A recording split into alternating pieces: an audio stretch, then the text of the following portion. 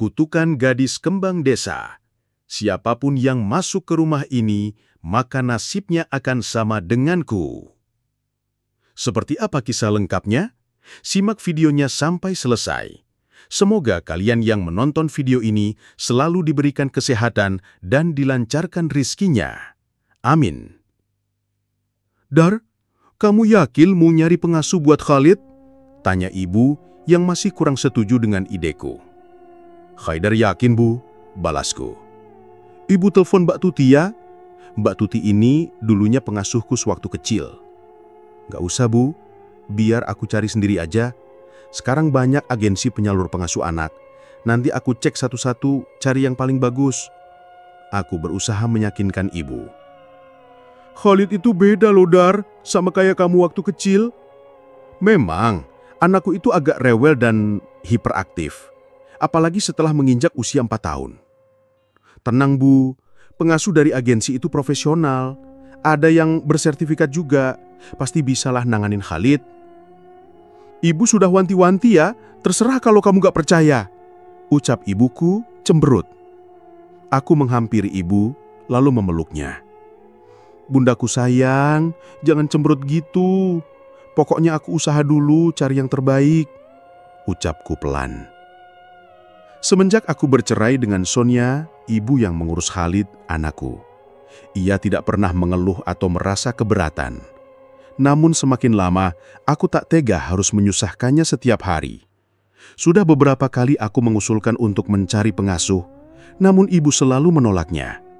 Kali ini, ia akhirnya setuju. Kini tinggal tugasku mencari pengasuh terbaik untuk Khalid. 2 minggu berselang semenjak usulku untuk mencari pengasuh, kini aku tersadar kalau firasat seorang ibu itu memanglah kuat. Dalam seminggu ini, sudah 3 orang pengasuh yang mengundurkan diri. Alasannya pun bermacam-macam. Ada yang orang tuanya tiba-tiba sakit, ada yang kurang betah, dan lain-lain. Bahkan ada yang tiba-tiba menghilang tanpa jejak. Aku sempat komplain kepada pihak agensi atas ulah para pengasuhnya itu. Pihak agensi berjanji akan mencari yang terbaik dan benar-benar siap. Sementara itu, terpaksa aku harus mengambil cuti beberapa hari untuk menemani Khalid di rumah. Sampai sekarang ibu belum tahu tentang masalah ini. Sengaja aku tak memberitahunya, takut ia marah dan menceramahiku siang malam. Selagi mengambil cuti, aku bisa menjalankan rencana untuk mendesain kamar bermain untuk Khalid.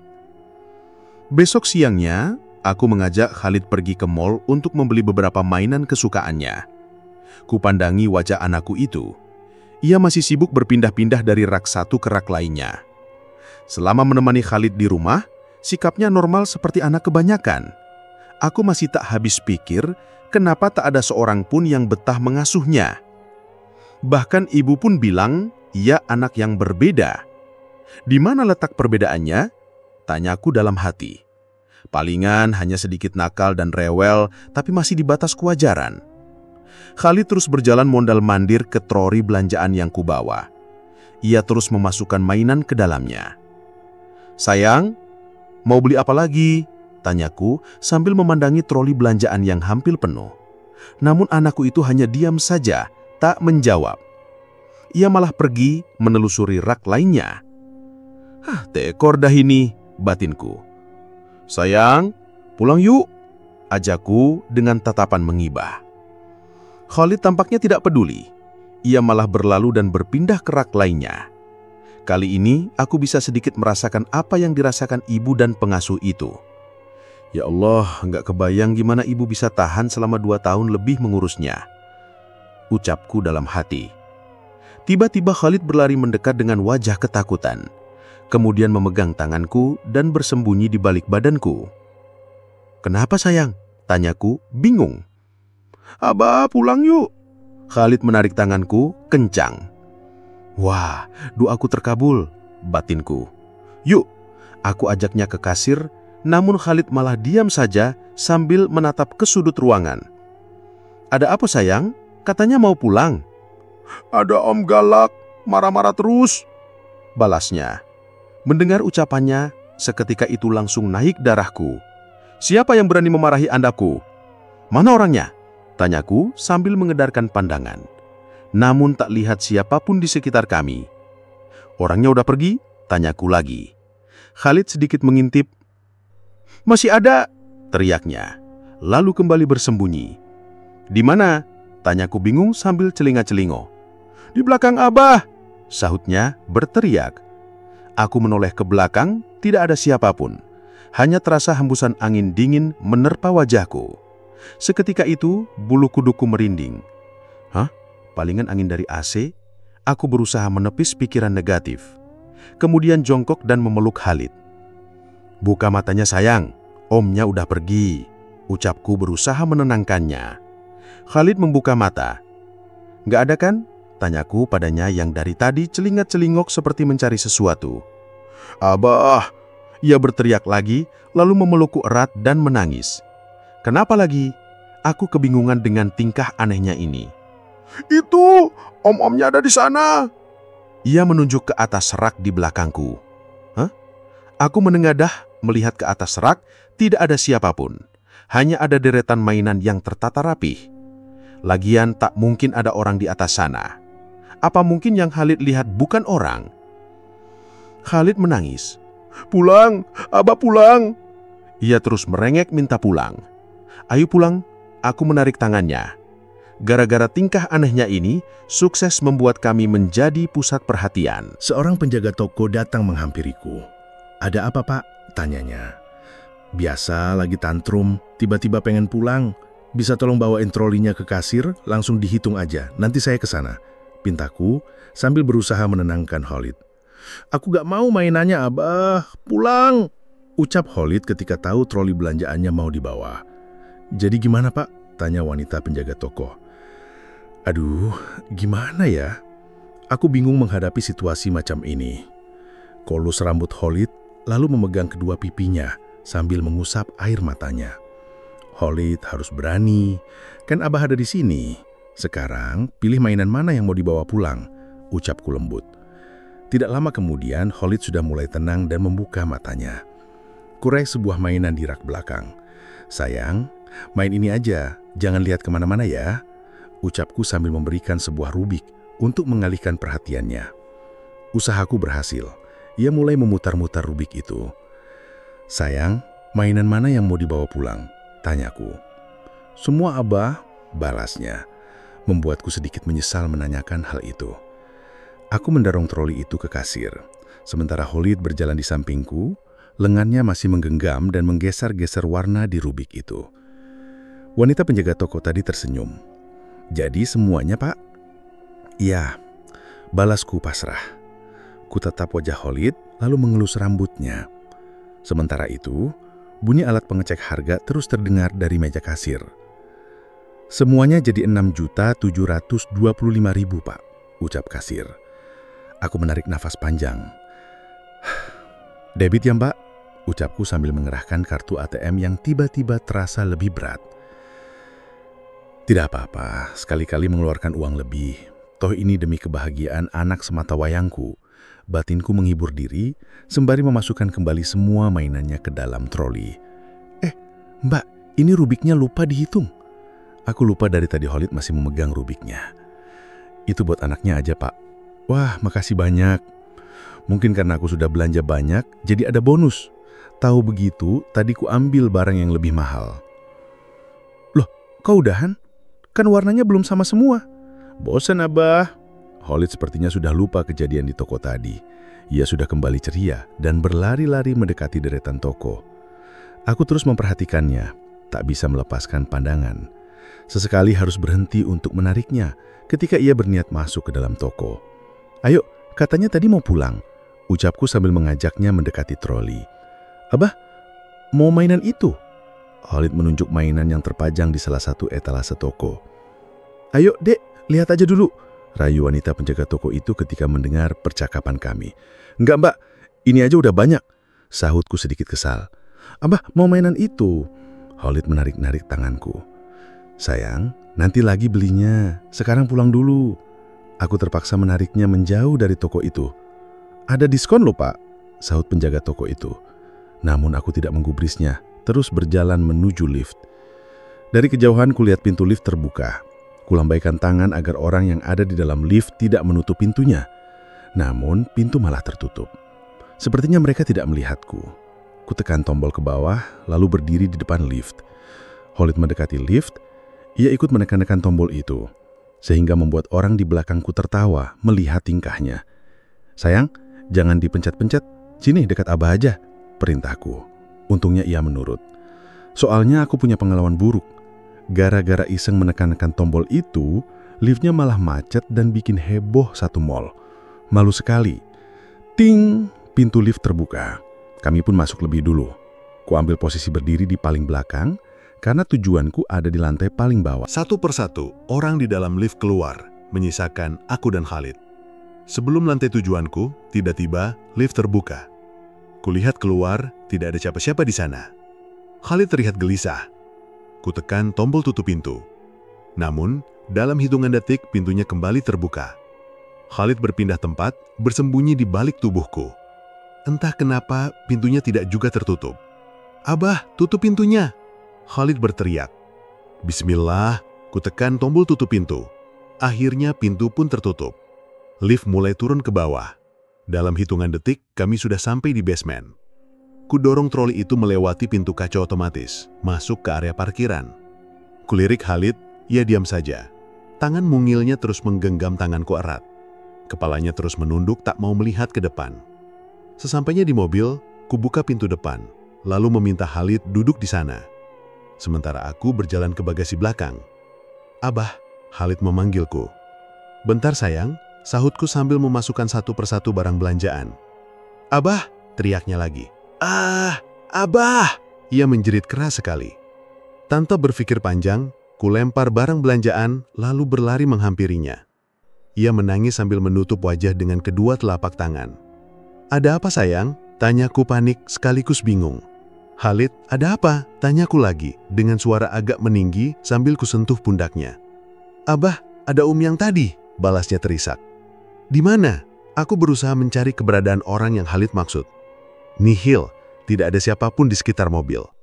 "Itu," Khalid menunjuk kaca depan mobil. Kuperhatikan baik-baik, tidak ada apa-apa. "Gak ada sayang." Khalid merenggangkan jemari yang menutupi wajahnya, kemudian mengintip.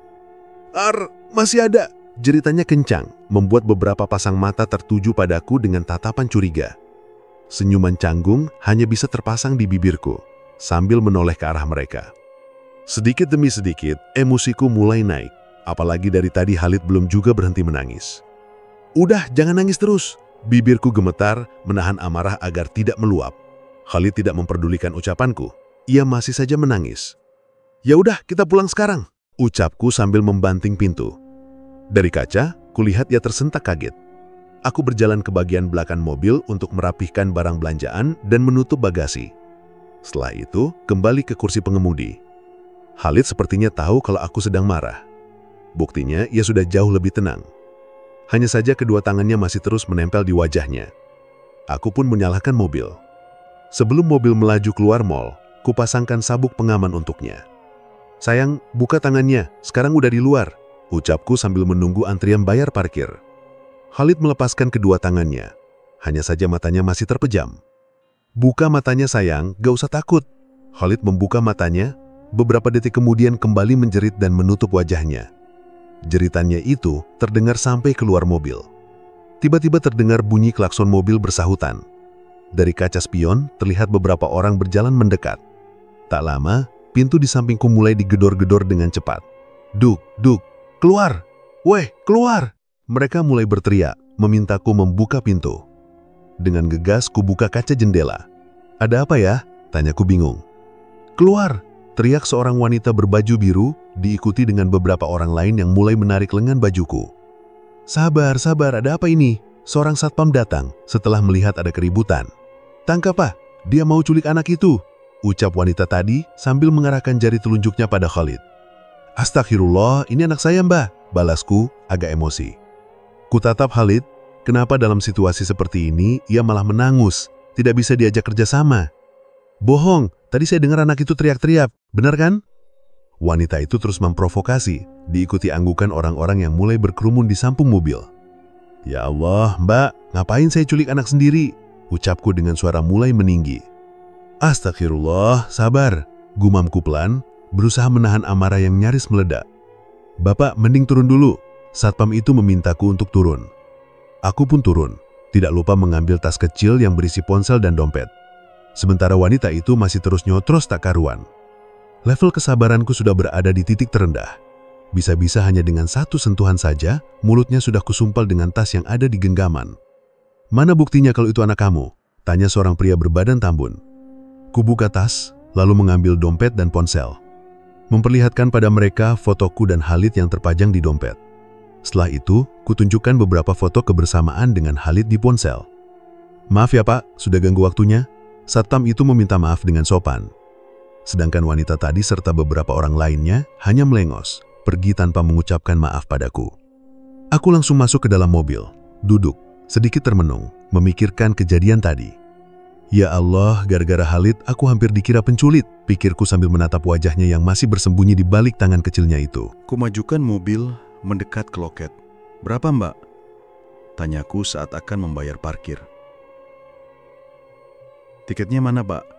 Balas wanita penjaga loket. Astagfirullah. Maaf Mbak. Pikiran yang sedang kacau membuatku lupa dengan tiket parkir. Ku cari kemana-mana. Aduh, tadi simpen di mana ya? Gerutuku seraya mencari di atas dashboard. Tidak ada. Kubuka tas, ternyata tiketnya ada di sana. Dengan gegas kuserahkan pada penjaga loket. 5.000 Pap. Ku ambil selembar uang 5.000 rupiah, lalu melajukan mobil menuju rumah. Ku tatap Khalid. Seketika itu terlintas banyak pertanyaan yang muncul di benakku. Apakah ibu tahu kalau Khalid bisa melihat makhluk tak kasat mata? Jika iya, kenapa ibu tidak pernah menceritakan hal ini padaku? Dari tadi Khalid selalu bilang Om. Siapa sebenarnya Om itu? Kenapa ia terus mengikuti anakku? Sungguh aku bingung dengan semua ini. Sepanjang perjalanan rasanya sulit sekali berkonsentrasi. Beberapa kali terdengar umpatan dari pengendara motor yang nyaris terserempet. Di lampu merah, kulihat orang hilir mudik. Seorang pedagang asongan menawarkan dagangnya. Tapi aku tak meliriknya sedikit pun. Tatapan ini hanya tertuju pada lampu merah. Aku hanya ingin segera sampai rumah, kemudian merebahkan badan. Tidur merupakan obat yang paling mujarab bila sedang emosi seperti ini.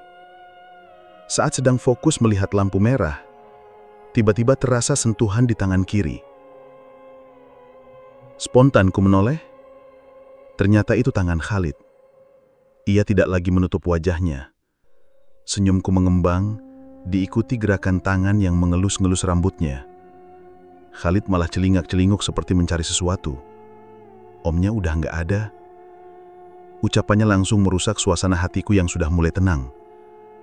Namun ada rasa penasaran yang sangat besar tentang sosok Om ini. Sayang, Om itu kayak gimana? Tanyaku sambil mengusap-ngusap wajahnya yang basah dengan tisu.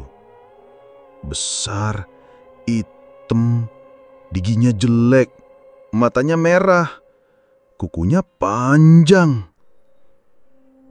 Khalid coba mendeskripsikan sosok tersebut.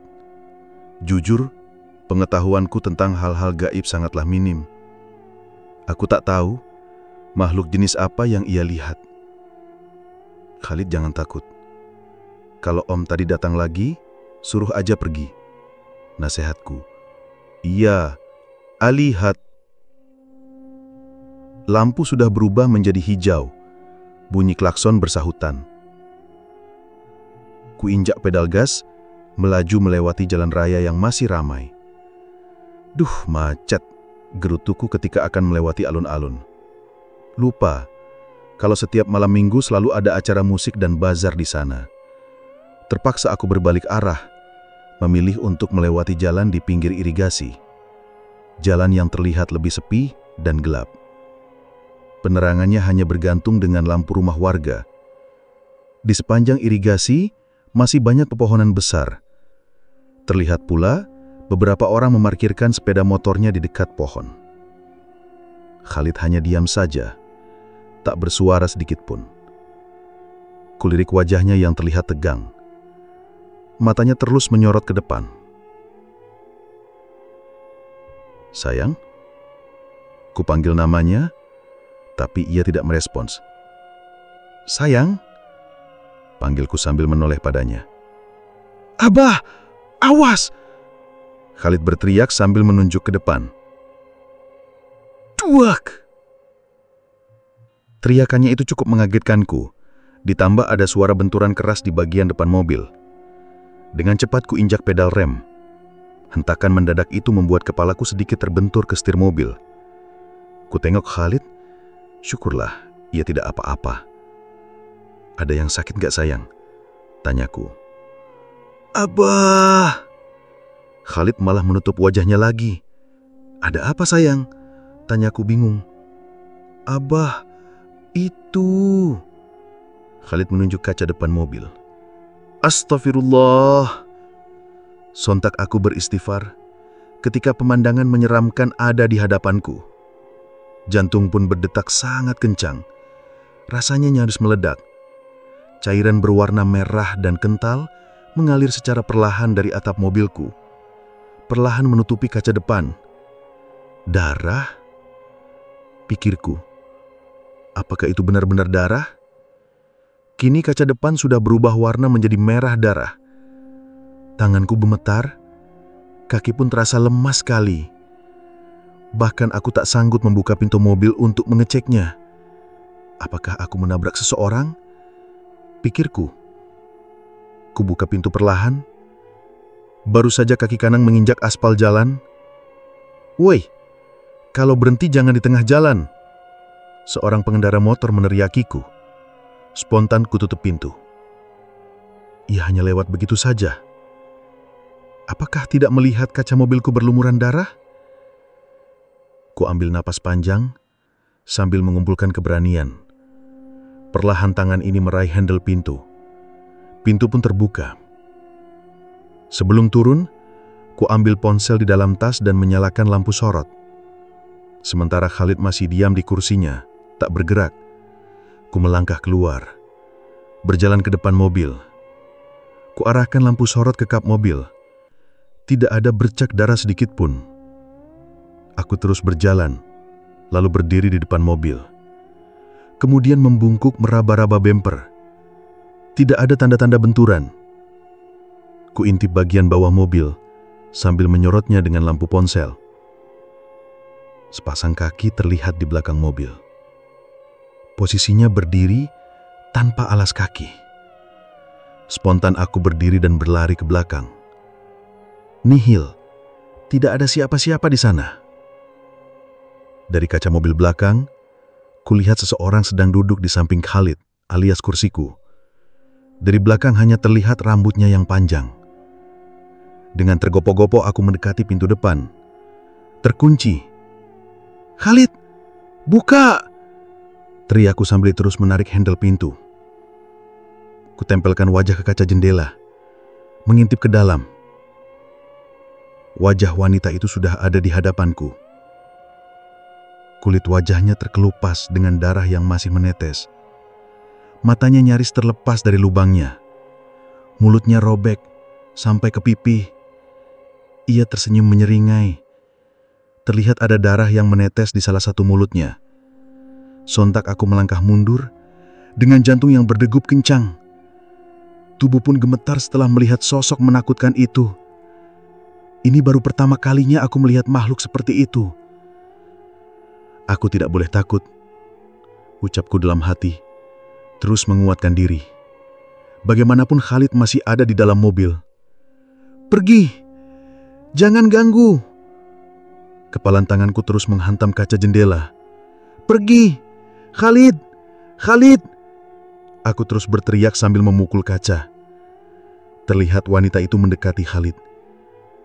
Tangannya mendekap tubuh anakku dengan erat. Khalid meringkuk ketakutan. Sementara wanita itu terus mendekapnya. Ia menoleh ke arahku, masih dengan senyuman menyeringai.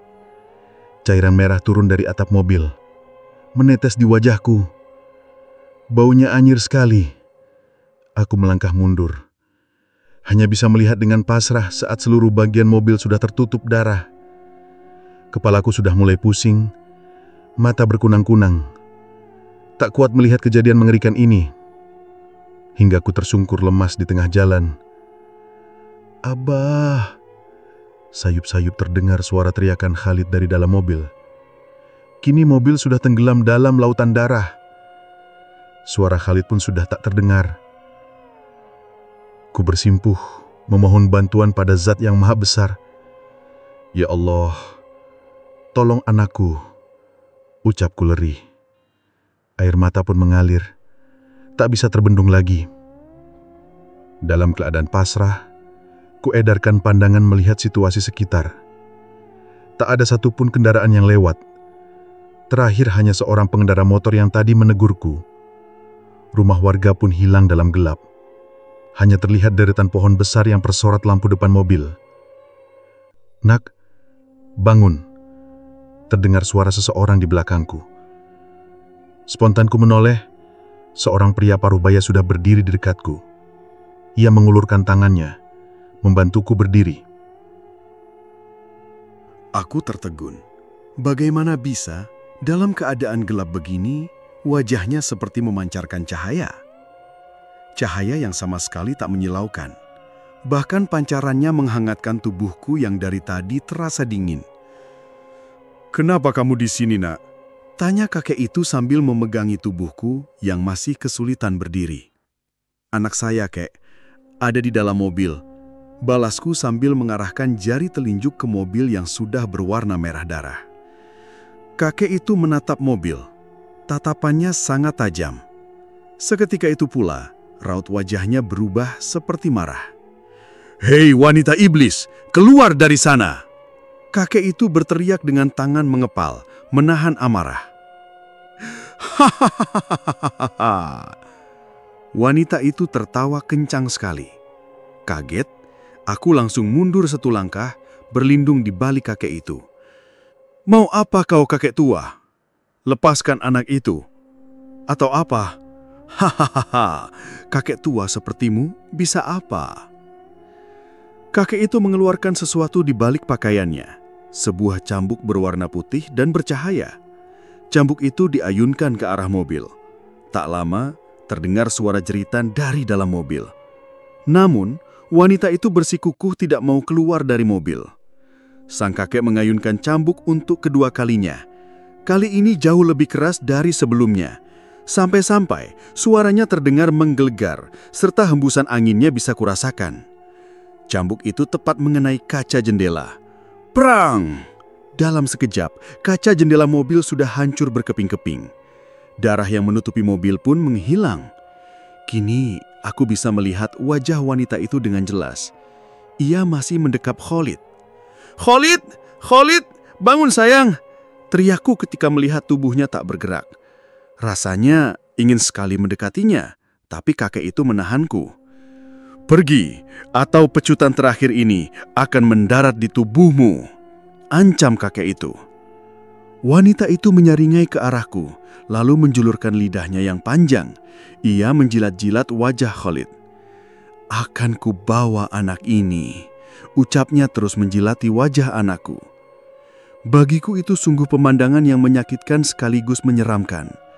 Aku kecewa terhadap diriku sendiri. Sebagai seorang ayah, tidak bisa berbuat apa-apa untuk anakku. Kakek itu membungkuk badan. Ia mengulurkan tangannya ke tanah. Di saat itu, aku baru tersadar sejak kapan aspal jalan berubah menjadi tanah. Kuperhatikan lagi tangannya. Terlihat tidak biasa, agak panjang. Kutepis segala prasangka negatif pada kakek itu. Dalam pikiran ini hanya satu, yang penting Khalid selamat. Siapapun ia selama bisa membantu menyelamatkan anakku, aku benar-benar berterima kasih. Telapak tangannya yang besar itu kini sudah menggenggam tanah. Ia memejamkan matanya, lalu bergumam pelan sekali, seperti sedang membaca sesuatu dengan cepat. Hembusan angin yang kuat terdengar dari mulutnya, meniup tanah yang ada di genggamannya. Matanya terbuka lebar, melotot ke arah wanita itu. Dengan ayunan yang sangat cepat, ia melemparkan tanah itu ke mobil hingga mengenai wanita itu. "Panas! Panas! Panas!" Wanita itu jerit kesakitan. Kukunya yang panjang itu terus menggaruk-garuk tubuhnya. Darah segar mengalir dari keningnya. Rembesan darah membuat pakaiannya menjadi semakin merah. Bahkan tetesan darahnya mengenai tubuh anakku. Bau anyir menyeruak, menusuk hidungku. Perutku mual. Terlebih ketika melihat tubuh anakku sudah diselimuti darah. Aku sudah tak sanggup lagi menahannya, hingga akhirnya muntah. "Pergi!" ucap kakek itu. Dengan mata yang sedikit berkunang-kunang, kulihat wanita itu terbang keluar dari mobil. "Aku akan kembali untuk mengambil anak ini," ucapnya sebelum menghilang. Kakek itu menuntunku berjalan mendekati mobil, membuka pintu depan. Bau anyir kembali tercium dari dalam mobil. Aku berusaha menahannya, namun belum berani masuk dalam mobil. Khalid pun masih tak sadarkan diri, dengan tubuh masih diselimuti darah. Kakek itu berjalan mengitahi mobil, lalu membuka pintu di samping Khalid. Ia memejamkan mata sambil memegang kening anakku. Darah itu hilang seketika. "Jaga anak ini baik-baik ya," pesan kakek itu. "Iya, Kek. Anak ini pasti kuat," ucapnya sambil memegang pundak Khalid. "Apakah kamu tidak ingat dengan wanita iblis itu?" sambungnya. Pertanyaan yang dilontarkannya itu membuatku bingung. "Apa maksudnya, Kek?" "Dia berasal dari masa lalu kamu. Kelak, kamu akan ingat siapa wanita iblis itu. Tugasmu sekarang hanya menjaga anak ini." "Baik, Kek," balasku sambil mengangguk pelan. Masih tak mengerti maksud ucapannya. "Nanti kamu tinggal jalan lurus, tidak perlu menoleh ke kanan kiri sampai melihat ada cahaya terang," ucap kakek itu lalu berjalan ke belakang mobil. Khalid pun tersadar. Aku langsung mengelus-ngelus rambutnya. "Abah, ayo pulang." Entah kenapa aku merindukan suara imutnya itu. "Iya sayang, bentar." Aku keluar mobil mencari keberadaan kakek itu. Namun ia sudah menghilang, entah kemana. Lalu kembali ke kursi pengemudi dan menarik napas panjang. Tangan ini masih gemetar ketika memegang tuas persneling. Tak terasa, air mata pun mengalir setelah melalui kejadian menyeramkan tadi. Jika tidak ada kakek itu, mungkin kami berdua tidak akan selamat. Tiba-tiba, Khalid memegang tanganku. "Abah, jangan nangis, ayo pulang," ucapnya dengan senyum mengembang. Tak kusangka ia bisa begitu tenang setelah apa yang terjadi. "Iya sayang." Ku nyalakan mobil, kemudian melaju menyusuri jalan. Ku perlambat laju mobil karena jalannya yang bergelombang. Pikiranku masih menerawang, masih belum bisa mencerna semua keanehan ini. Aspal yang tiba-tiba berubah menjadi tanah, perumahan yang menghilang berganti dengan deretan pepohonan. Tak ada satupun kendaraan yang lewat. Jalan gelap tanpa ada satupun penerangan. Hanya lampu depan mobilku saja yang bisa diandalkan. Apakah aku berpindah tempat? Tiba-tiba, terlihat seseorang sedang berdiri di pinggir jalan. Tanpa sengaja, lampu depan mobil menyorotnya. Astagfirullah, aku melihat dia berdiri dengan kaki yang patah, terbalik. Banyak bercak darah yang terlihat di pakaiannya. Lehernya patah, membuat kepalanya miring ke samping. Yang paling tidak bisa kulupakan adalah wajahnya. Ia tidak memiliki mata, hidung dan mulut. Rata, tertutupi gumpalan daging dan darah. Ia hanya berdiri. Di dekatnya ada sepeda motor yang hancur. Aku jadi teringat dengan pria pengendara sepeda motor yang sempat menegurku. Ya, bajunya mirip sekali. Kupercepat laju mobil dan melewatinya. Pikiranku melayang. Siapa pria tadi? Apakah ia sudah mati? Kenapa tempat ini aneh sekali? Aku di mana? Rasanya kepala ini mau pecah memikirkan semua ini. "Abah," panggil Khalid. Suaranya itu seperti obat penenang bagiku. "Ya?" balasku seraya menatap wajahnya. "Itu udah dekat," balas Khalid, menunjuk ke depan. Dari kejauhan terlihat ada cahaya. Aku pun teringat dengan pesan kakek itu untuk mencari cahaya. Mungkin ini yang ia maksud. Semakin mendekat, cahayanya semakin terang. "Abah," panggil Khalid. Aku kembali menoleh padanya. Terlihat wajahnya bersinar, seperti memantulkan cahaya. Ia menyemai senyum. Senyumannya menghangatkan tubuh ini. Sampai aku tak sadar sudah masuk ke dalam cahaya itu. Silau sekali, membuat mataku terpejam seketika. Dengan mata tertutup, kurasakan mobil terus melaju melewati jalan bercahaya dan menyilaukan ini. Sampai, "Mas, Mas!" Terdengar suara orang memanggilku. Aku pun tersadar dan membuka mata, dengan posisi berbaring di atas aspal. "Au!" Spontanku berteriak ketika merasakan sakit di sekujur tubuh. Alhamdulillah sadar. Kepala ini terasa berat, pusing sekali. Kulihat sekitar, sudah banyak orang mengerumuniku. "Ada apa ini?" tanyaku sambil memegang kepala. Ada cairan kental di kepalaku. Kulihat telapak tangan sudah berwarna merah. Darah. "Tadi mobil Mas nabrak pohon," balas seorang bapak yang duduk di dekatku. Bapak itu membantuku bangkit dengan memegang punggungku, dibantu oleh beberapa orang lain. Aku hanya bisa duduk, dengan kaki terjulur lurus ke depan, di pinggir jalan. Kembali kuedarkan pandangan. Kini aku bisa melihat mobil dengan jelas. Ringsek, bagian depannya hancur menabrak sebuah pohon di pinggir jalan. Pecahan kaca berserakan di mana-mana. Kulihat ada beberapa mainan tergeletak di dekatnya. Aku pun tersadar. "Khalid? Mana Khalid?" tanyaku panik ketika tidak melihat keberadaan anakku. Tak seorang pun menjawab pertanyaanku itu. Raut wajah bapak yang dari tadi menemaniku pun berubah. Ada gurat kesedihan yang terpancar. "Pak, anak saya di mana?" Aku berusaha berdiri tapi dicegah oleh bapak itu. "Mas, tenang dulu." Aku masih panik karena tak bisa melihat Khalid. "Kenapa anak saya, Pak?" tanyaku lagi. "Mas, tenang dulu. Tadi anaknya sudah dibawa ke rumah sakit," balas bapak itu. "Bisa tolong antar saya ke sana?" pintaku. "Antarin aja, Pak." Seorang ibu yang berdiri di dekatku meminta bapak itu mengantarku. "Tunggu sebentar ya, saya ambil motor." Bapak itu pergi ke rumahnya. Aku berusaha berdiri tapi kaki ini masih terasa sakit. Hingga akhirnya harus dibopong oleh salah satu warga, duduk di teras rumahnya. Seseorang menjerahkan ponsel dan dompetku yang sempat tertinggal di mobil. Ingin rasanya menelpon ibu, tapi aku masih belum mengetahui kondisi Khalid. Ting! Suara klakson motor memanggilku. Bapak tadi sudah ada di depan. Aku pun dibopong dan dinaikkan ke sepeda motornya. "Mas, pegangan ya," perintah bapak itu. "Ya, Pak." Motor pun melaju, meninggalkan kerumunan warga. "Pak, gimana kondisi anak saya sebelum dibawa?" tanyaku. "Dia pingsan, Mas," sahutnya. "Apa dia baik-baik saja?" "Saya nggak ngerti. Nanti Mas bisa lihat langsung di rumah sakit." "Rumah sakit mana ya, Pak?" "Rumah sakit Bunda, dekat sini." Tak kurang dari 10 menit, kami pun sudah sampai di rumah sakit. Bapak itu memarkir sebentar motornya di depan IGD. Kutatap tulisan instalasi gawat darurat. Sambil terus berdoa, semoga Khalid baik-baik saja di dalam sana.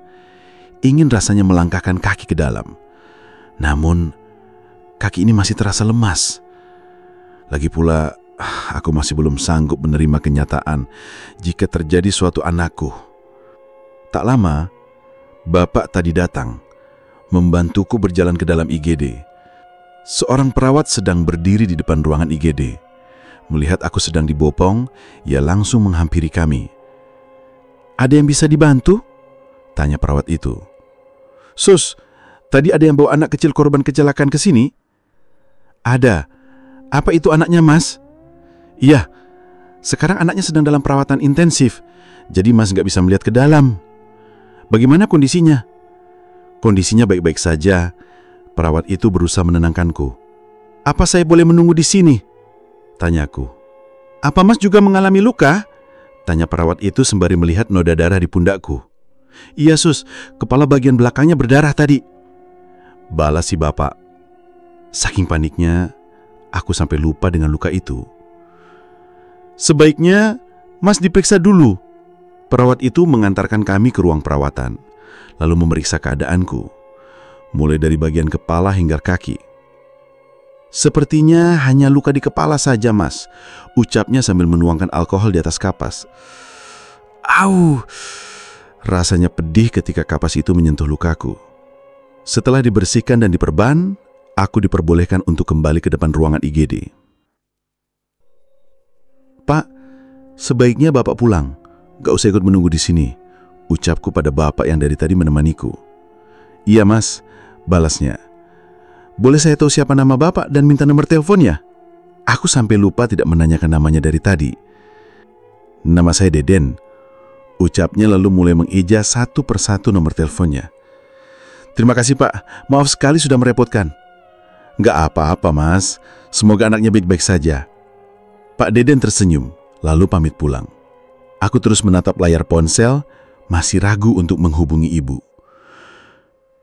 Aku tarik nafas panjang, lalu memberanikan diri untuk menelponnya. Tut, telepon diangkat. Assalamualaikum, sapaku. Waalaikumsalam. Ada apa, Dar? Tumben telepon malam-malam. Bu, bibirku bergetar menahan tangis. Dar, kenapa? Air mataku mulai jatuh. Haidar kecelakaan, Bu. Innalillahi. Kamu nggak apa-apa kan, Dar? Nggak apa-apa. Tapi aku tak sanggup memberitahu ibu tentang kondisi Khalid. Tapi apa? Khalid lagi dirawat di IGD, Bu. Tangisku pecah. Sekarang kamu di mana? Terdengar jelas ada kepanikan di suara ibu. Di rumah sakit, Bunda, balasku terisak. Ibu kesana sekarang. Tut, telepon ditutup. Selang 15 menit kemudian, ibu sudah tiba di rumah sakit. Dia masuk ke ruang IGD dengan tergopoh-gopoh. Mana Khalid, Dar? Tanyanya dengan nafas tersengal-sengal. Masih di dalam, Bu. Kamu ini gimana sih? Bawa mobil nggak hati-hati? Omelnya. Maaf, Bu. Aku juga nggak tahu. Semuanya serba aneh. Serba aneh gimana? Aku nggak tahu gimana kejadiannya. Sampai mobil nabrak pohon di samping irigasi. Nggak tahu gimana sih? Jangan bikin ibu bingung. Kan kamu yang nyetir. Yang aku ingat ada suara benturan. Terus tiba-tiba kaca depan mobil penuh darah. Kamu nabrak orang? Enggak, Bu. Aku cek nggak ada orang. Aku bingung juga gimana jelasinnya. Soalnya situasinya aneh. Jalan yang tadinya rame, tiba-tiba sepi. Terus datang wanita iblis itu. Wanita iblis? Iya, wanita yang... Ucapanku terpotong ketika melihat dokter keluar dari ruang IGD. Spontan aku langsung menanyakan kondisi Khalid. Dok, gimana anak saya? Iya dok, gimana kondisi cucu saya? Tanya ibu, anak yang kuat. Dia baik-baik saja. Sekarang kami akan pindahkan ke ruang perawatan. Balas dokter itu dengan suara tenang. Tak lama, terlihat perawat membawa Khalid keluar. Ini pertama kali aku bisa melihat kondisinya secara langsung. Ia masih tak sadarkan diri. Di atas brankar, ada perban yang mengitari kepala dan kakinya. Perawat itu terus mendorong brankar. Melalui selasar rumah sakit, aku dan ibu mengikutinya dari belakang. Ia baru berhenti di depan sebuah ruangan yang cukup besar. Kami pun masuk ke dalam ruangan itu, sebuah ruangan yang cukup nyaman, dengan sofa besar dan pendingin ruangan. Sus, apa saya boleh menunggu di sini? Tanyaku pada perawat itu. Boleh mas, jika terjadi sesuatu bisa ditekan ini ya. Ucap perawat itu sambil menunjukkan tombol merah di dekat brankar. Kemudian ia keluar dari ruangan. Aku dan ibu masih menjaga jarak, tidak berani menyentuh Khalid. Kami pun akhirnya duduk di sofa. Khalid yang kuat ya? Gumamku pelan seraya menatap tubuh kecilnya yang terbaring di atas belangkar. Cucu ibu pasti kuat. Ibu pun ikut menyemangati. Dar, tadi kamu bilang apa? Apa bu? Wanita iblis. Oh iya, wanita iblis itu bilang mau bawa Khalid. Ciri-cirinya? Wajah ibu tampak serius. Rambutnya panjang, wajahnya hancur, banyak darah menetes, bajunya merah kan? Dan lidahnya menjulur? Ibu memotong ucapanku. Kok bu bisa tahu? Ternyata dia balik lagi. Ibu pikir udah pergi. Maksudnya? Dia itu wanita dari masa lalu ayah kamu. Wanita dari masa lalu? Ucapan ibu sama dengan kakek itu. Jadi dia juga datang. Ibu juga tahu tentang kakek itu? Dia yang menjaga keluarga ayah kamu. Kenapa aku nggak ingat ya bu? Soalnya itu keinginan ayah kamu sebelum meninggal. Jadi wanita itu yang membunuh ayah? Ibu terdiam, lalu menghela nafas. Semua berawal dari kejadian setengah abad lalu. Ibu mulai bercerita. Dulu, sebelum ayah lahir, ada seorang kembang desa bernama Rahmi. Kecantikannya bahkan membuat banyak pria tergila-gila. tidak hanya di desa tempat ayah tinggal, tapi sampai ke desa-desa tetangga. Singkat cerita, Rahmi akhirnya menikahi anak kepala desa. Sayangnya pernikahannya tidak bertahan lama. Suaminya meninggal dunia seminggu usai pernikahan. Beberapa bulan kemudian, seseorang dari kota datang untuk menikahinya. Kejadian naas pun berulang. Suaminya ditemukan tewas tenggelam di sungai dekat rumahnya. Kejadian terus berulang sampai dia menikah untuk ke-7 kalinya.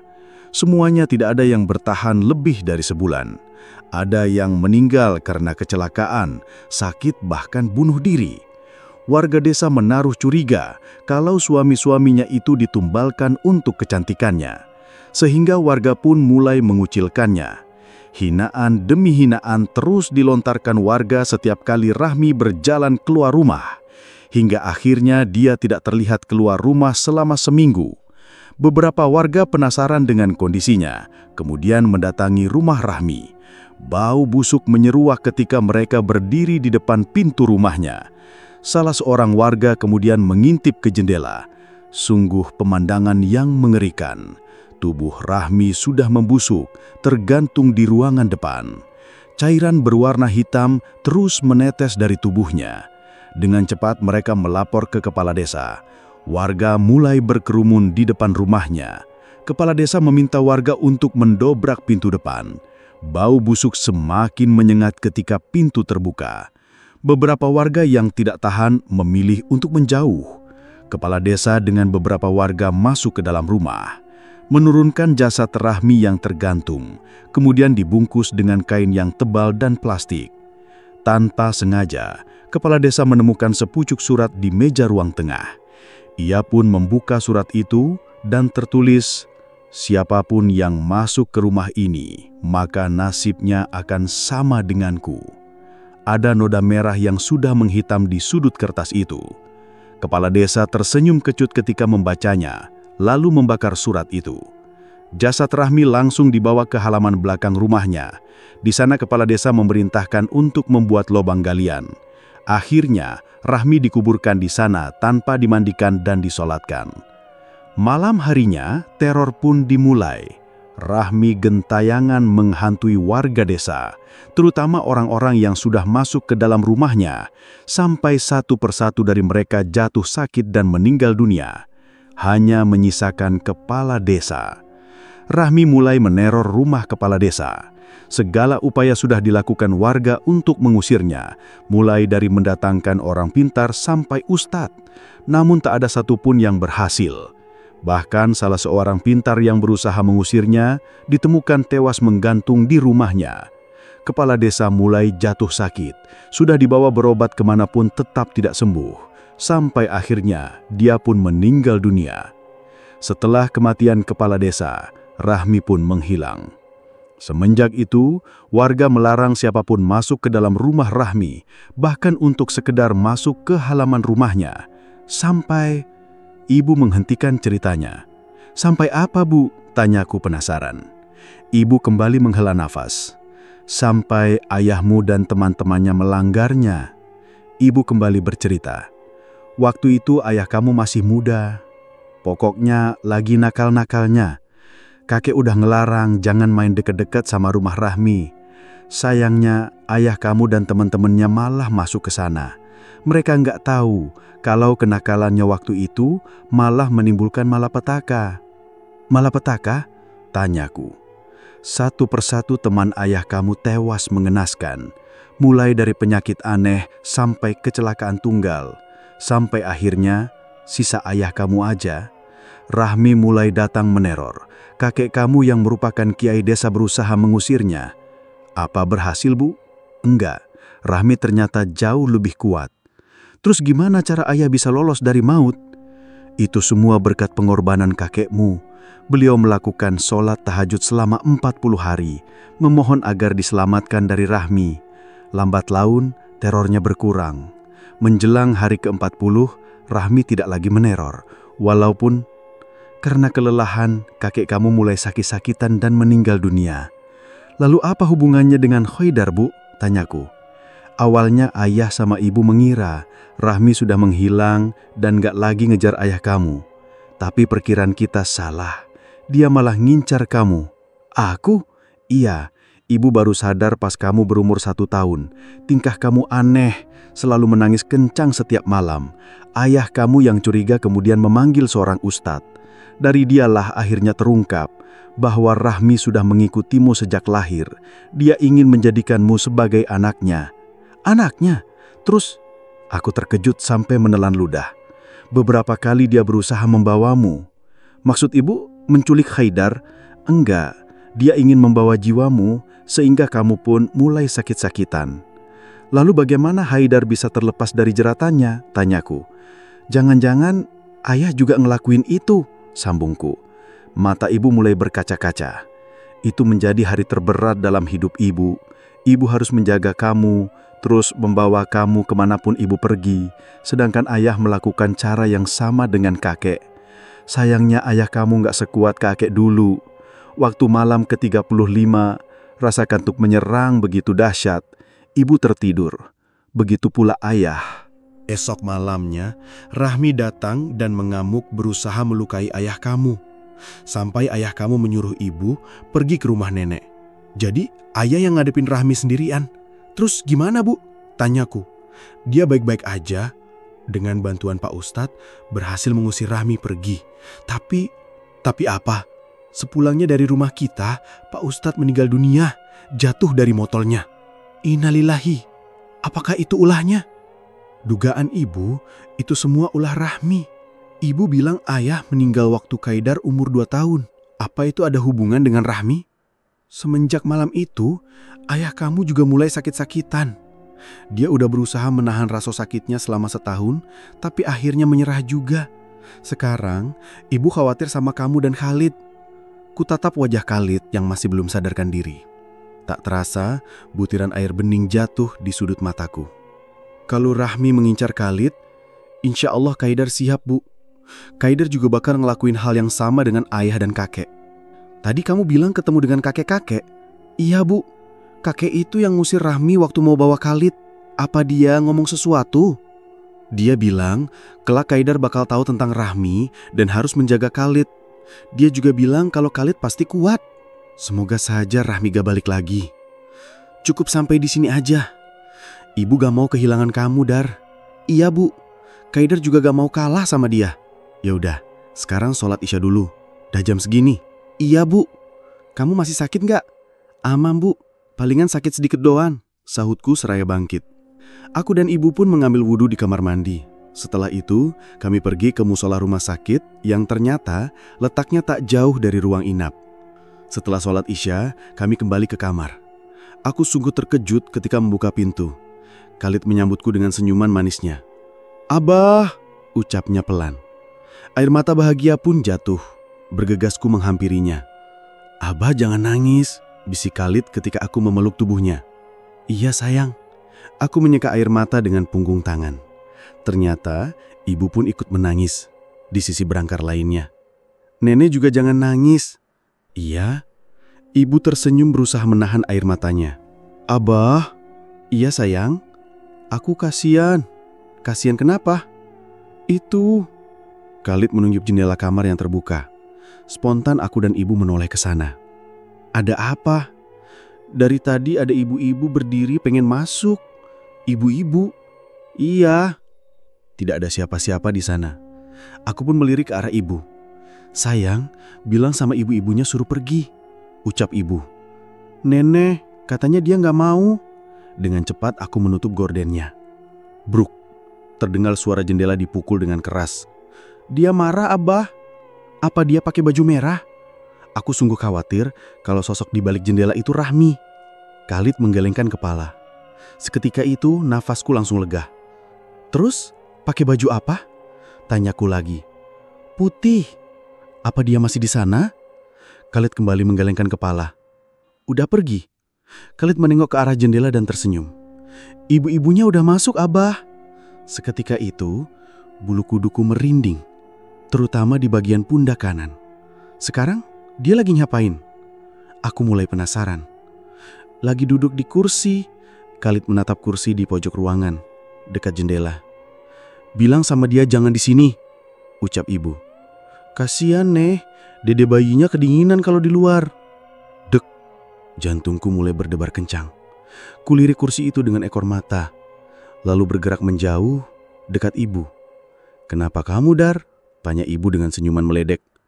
"Takut, Abu," sahutku. "Kamu ini gimana sih, Dar? Baru segitu aja udah takut." "Udah jangan dibahas." Kucubit pelan perut ibu. "Sayang, malam ini minta ibu itu nemenin Abah tidur ya," pinta ibu. "Ibu," aku melotot ke arahnya. "Iya, Neh," bibir kecil Khalid mengembang. "Jangan dong sayang," tiba-tiba ibu tertawa. "Dari dulu masih penakut," ledek ibu. Aku hanya bisa menghela nafas melihat kelakuan mereka berdua. Di sisi lain, aku sangat senang bisa melihat senyuman Khalid lagi. "Sayang, kamu tidur ya? Udah malam." Kutarik kursi kecil, duduk di sampingnya. Mengelus-ngelus rambutnya. Matanya mulai terpejam. Tak lama, ia pun tertidur. Ibu udah berbaring di sofa panjang. Sepertinya, ia sengaja untuk memintaku tidur di kursi pojok, tempat wanita dan bayinya duduk. Aku tak kehabisan akal. Ku duduk di samping berangkar, lalu membaringkan kepala tepat di samping tubuh Khalid. Ku pejamkan mata. Belum sempat ku tertidur, ada sentuhan halus di tangan. Sentuhan yang terasa begitu dingin. Dengan mata setengah terbuka, kulihat ada seseorang sedang berdiri di seberang.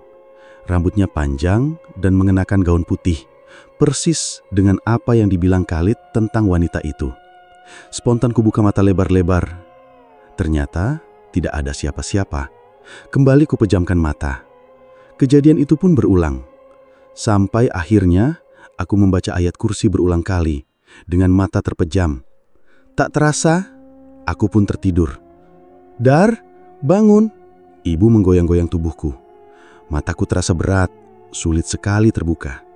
Punggung pun terasa pegal karena posisi tidur yang kurang nyaman. "Au!" Aku meringis kesakitan. Ternyata tidak hanya punggungku saja yang sakit. Kaki dan lengan pun terasa sakit. Ditambah kepala yang pusing sekali. "Kenapa kamu teriak, Dar?" "Badan sakit semua, Bu.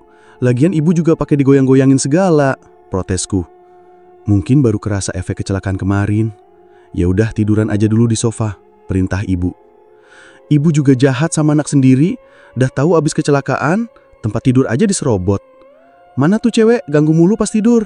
keluhku, seraya berjalan ke sofa. "Cewek siapa?" "Cewek yang semalam ibu suruh nemenin aku tidur." "Oh itu, padahal cuman bercanda." "Dia mana ngerti bercanda sih, Bu?" ucapku masih kesal, lalu membaringkan badan di sofa. "Ya udah, ibu panggil suster ya, biar kamu diperiksa." "Iya, Bu." Ibu keluar kamar memanggil perawat, padahal tinggal menekan tombol merah di dekat berangkar Khalid. Mungkin ia lupa. Kali-kali ngerjain ibu yang sudah bikin aku susah tidur semalam. Tak lama seorang perawat pun datang. Ia langsung memeriksa kondisiku dan bertanya keluhanku. Kemudian mulai mengoleskan salep untuk luka memar di tangan dan kaki, serta memberiku obat pereda sakit. "Apa Mas mau tambah tempat tidur?" tanyanya. "Gak usah Sus, biar saya tidur di sofa aja." Aku takut tagihan rumah sakitnya membengkak, apalagi nasib mobilku masih belum diketahui. Aku baru ingat dengan Pak Deden. Mungkin ia tahu bagaimana nasib mobilku. Kuraih ponsel di atas meja, lalu mencari nomor kontaknya. Tut. "Assalamualaikum," sapaku ketika telepon diangkat. "Waalaikumsalam," balas suara di balik telepon. "Saya Haidar, Pak, yang kemarin kecelakaan di dekat rumah Bapak." "Oh, Mas Haidar, gimana anaknya? Baik-baik saja?" "Alhamdulillah, Pak, anak saya sudah sadar semalam." "Alhamdulillah." "Pak, saya mau tanya, apa mobil saya masih ada di sana atau sudah ada yang derek?" "Mobilnya sudah dibawa ke kantor polisi, Mas." "Oh, makasih Pak. Makasih juga kemarin udah bantu saya. Insya Allah kalau udah sembuh saya mau silaturahmi ke rumah." "Iya Mas, semoga Mas sama anaknya cepat sembuh. Nanti kalau mau kesini kabari saya dulu." "Iya Pak, Assalamualaikum." "Waalaikumsalam." Telepon ditutup. "Nelpon saya apa, Dar?" tanya ibu. "Bapak yang bawa aku ke rumah sakit, Bu."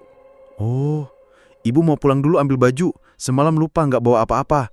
Kamu mau sekalian diambilin baju nggak, Dar? Sekalian buat Khalid juga. Oh ya, kunci rumah di mana ya?" Aku kelabakan mencari kunci. "Kamu nggak simpen di mobil kan?" "Aku lupa, Bu," ucapku sambil merogoh satu persatu kantung celana. Ada, Bu. Ini. Aku menyerahkan kunci rumah ke ibu. Alhamdulillah, ternyata kuncinya tidak kusimpan di dashboard mobil. Ya udah, ibu pulang dulu ya, jagain Khalid. Iya, Bu, pasti aku jagain. Ibu pun pergi. Tak lama perawat masuk ke kamar untuk mengecek kondisi Khalid, sekalian memberi sarapan dan obat. Beberapa kali kuperhatikan perawat itu bercanda dengan Khalid sambil menyuapinya. Setelah perawat selesai dengan tugasnya, aku pun duduk di dekat Khalid. Sayang, apa ada yang sakit? Tanyaku sambil memegang tangan kecilnya. Ini. Khalid menunjuk kepalanya yang diperban. Kalau nanti sakit banget, bilang ke Abah ya, perintahku. Khalid pun mengangguk pelan. Sayang, ibu-ibu semalam masih ada di sini? Tanyaku penasaran. Khalid menggelengkan kepala. Alhamdulillah, ia sudah pergi. Berarti malam ini aku bisa tidur dengan tenang. Abah, ya? Ada yang datang? Seketika itu jantungku berdebar kencang. Apa wanita yang semalam datang lagi? Ibu-ibu semalam? Bukan, tapi teman Khalid. Hah? Siapa? Itu. Khalid menunjuk ke pintu. Tidak ada siapa-siapa di sana. Aku hanya bisa menghela napas. Siapa lagi yang ada di sana? Bilang ke temennya Khalid lagi sakit, nggak boleh main. Iya, Abah. Elus-elus rambutnya. Sayang, kalau ada wanita atau monster jelek, suruh pergi aja. Aku khawatir sikapnya yang terlalu menerima kehadiran makhluk tak kasat mata ini bisa menjadi bumerang, mengingat Rahmi masih mengincarnya. Iya, Abah. Perlahan matanya terpejam. Sentuhan lembutku itu berhasil menidurkannya kembali. Kini rasa kantuk mulai menyerangku. Ku duduk di sofa, lalu membaringkan tubuh, memejamkan mata dan tidur. Dalam tidurku, aku bermimpi. Sebuah mimpi yang sangat aneh. Aku sedang berdiri di kamar perawatan yang kosong. Ingin melangkahkan kaki, tapi tak bisa. Pintu pun terbuka. Kemudian ada cahaya lampu yang menyilaukan menyorot mata. Seketika itu, aku pun terbangun. Dalam keadaan setengah sadar, aku menoleh ke tempat Khalid tidur. Kosong. Hanya ada selang infus yang menjuntai. Kemana anakku pergi? Apa mungkin dibawa perawat? Panik, aku bangkit dan berlari ke dekat belangkar. Menekan tombol merah berulang kali, lalu menunggu kedatangan perawat di luar ruangan. Dari kejauhan, seorang perawat sedang berlari mendekat ke arahku. Apa ada yang bisa saya bantu? Tanyanya dengan napas tersengal. Apa anak saya sedang dibawa untuk pemeriksaan? Kayaknya hari ini nggak ada jadwal pemeriksaan, Mas. Balasnya. Terus anak saya pergi kemana? Aku makin bingung. Perawat itu pun kaget ketika melihat ke dalam ruangan. Khalid tidak ada di sana. Apa rumah sakit ini ada CCTV? Nggak ada, Mas. Aku semakin bertambah panik. Kemana perginya Khalid? Apa ada orang yang diam-diam masuk dan membawanya pergi? Atau ini semua ulah Rahmi? Rasanya aneh, apalagi ini masih siang. Khalid! Teriakku sambil berjalan di sela-sela rumah sakit. Beberapa perawat pun berdatangan, bertanya apa yang sebenarnya terjadi. Mereka pun mencari keberadaan Khalid. Aku terus menyusuri setiap sudut rumah sakit, ditemani seorang perawat. Bertanya ke beberapa pekerja di rumah sakit. Hasilnya nihil. Mereka tidak melihat seorang anak kecil berjalan sendirian. Lalu kemana Khalid? Sudah nyaris 1 jam aku berkeliling di rumah sakit, menanyakan hampir ke seluruh pegawai di sana. Namun jawabannya masih sama. Tidak ada yang melihat Khalid. Lantas, bagaimana mungkin anak kecil yang kemarin masih tergolek lemas bisa pergi jauh? Di tengah kepanikan yang melanda, ibu datang ke rumah sakit. Ngapain di sini, Dar? Tanyanya saat melihatku berdiri di dekat pintu depan rumah sakit.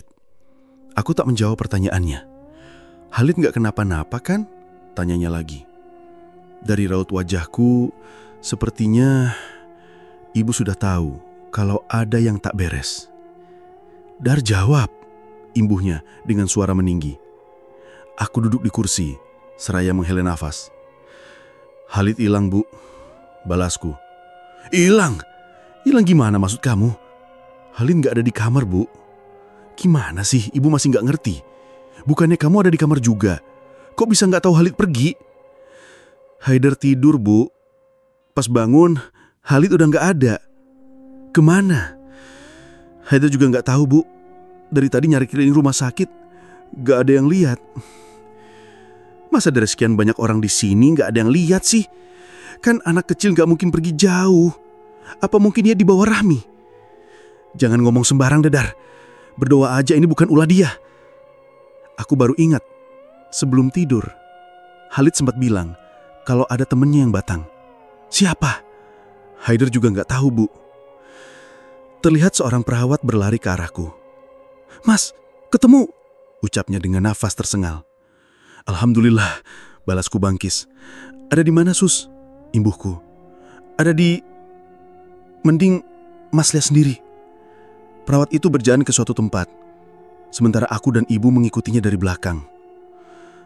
Saya bingung kok anaknya bisa ada di sana, ucap perawat itu seraya berjalan cepat. Emangnya anak saya ada di mana, Sus? Tanyaku. Di bangsal kosong. Bangsal kosong? Kamar yang udah gak dipakai lagi, Mas. Perasaan aku tidak tidur terlalu lama.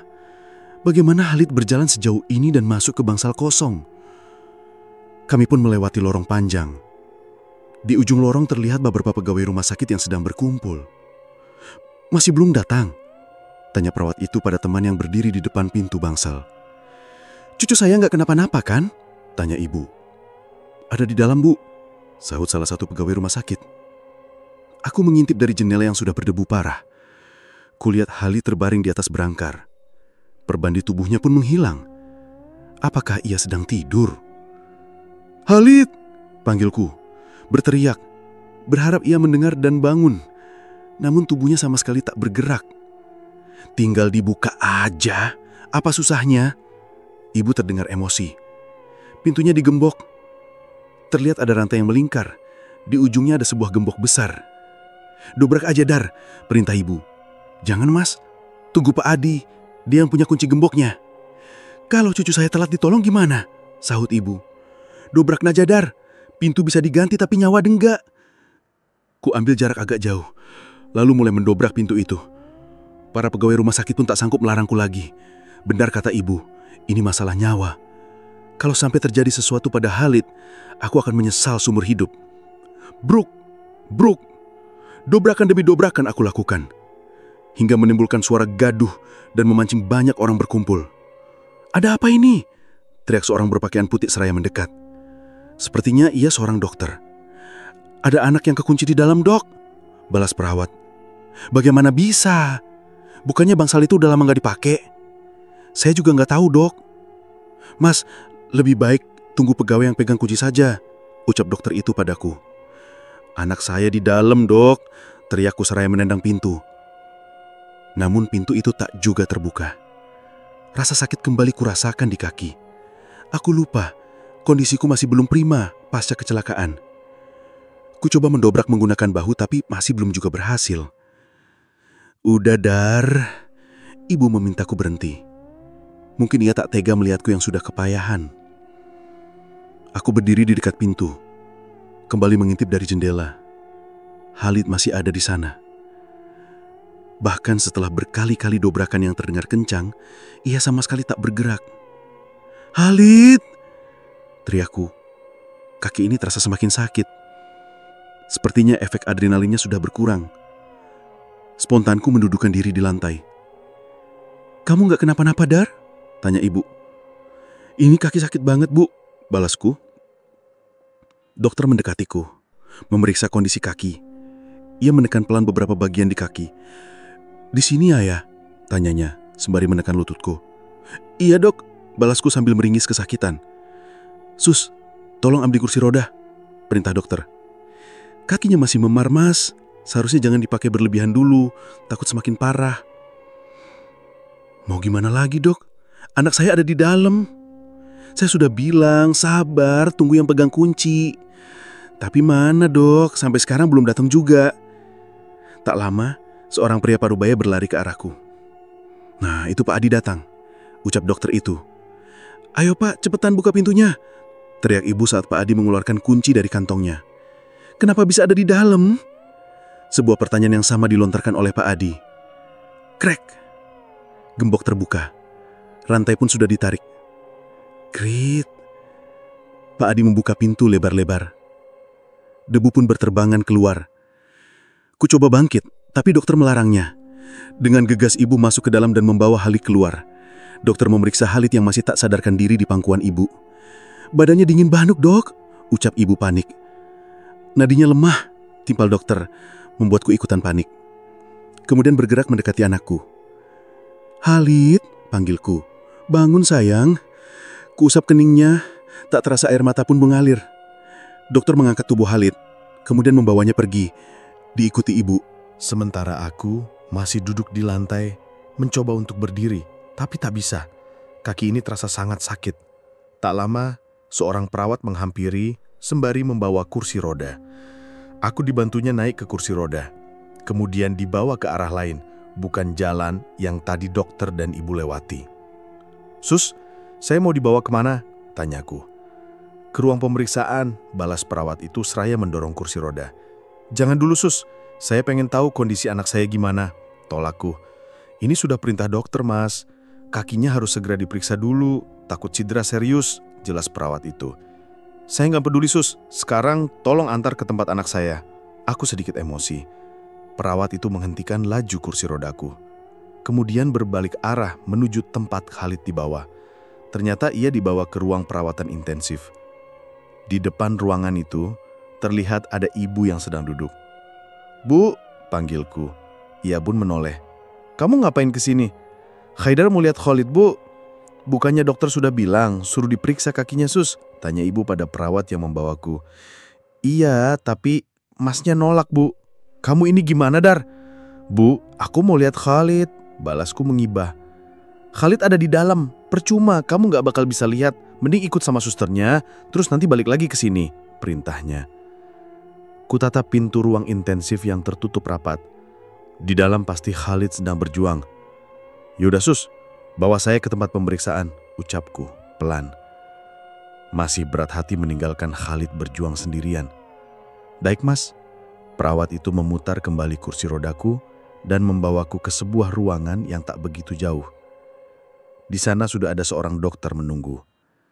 Dalam keadaan masih duduk di kursi roda, ia memeriksa kakiku perlahan, menanyakan bagian-bagian yang terasa sakit. Aku hanya menjawab seadanya, sementara pikiran ini masih terfokus pada Khalid. "Apa waktu kecelakaan terjadi benturan kencang, Mas?" tanya dokter itu. "Saya pingsan, Dok." "Apa yang dirasakan waktu sadar?"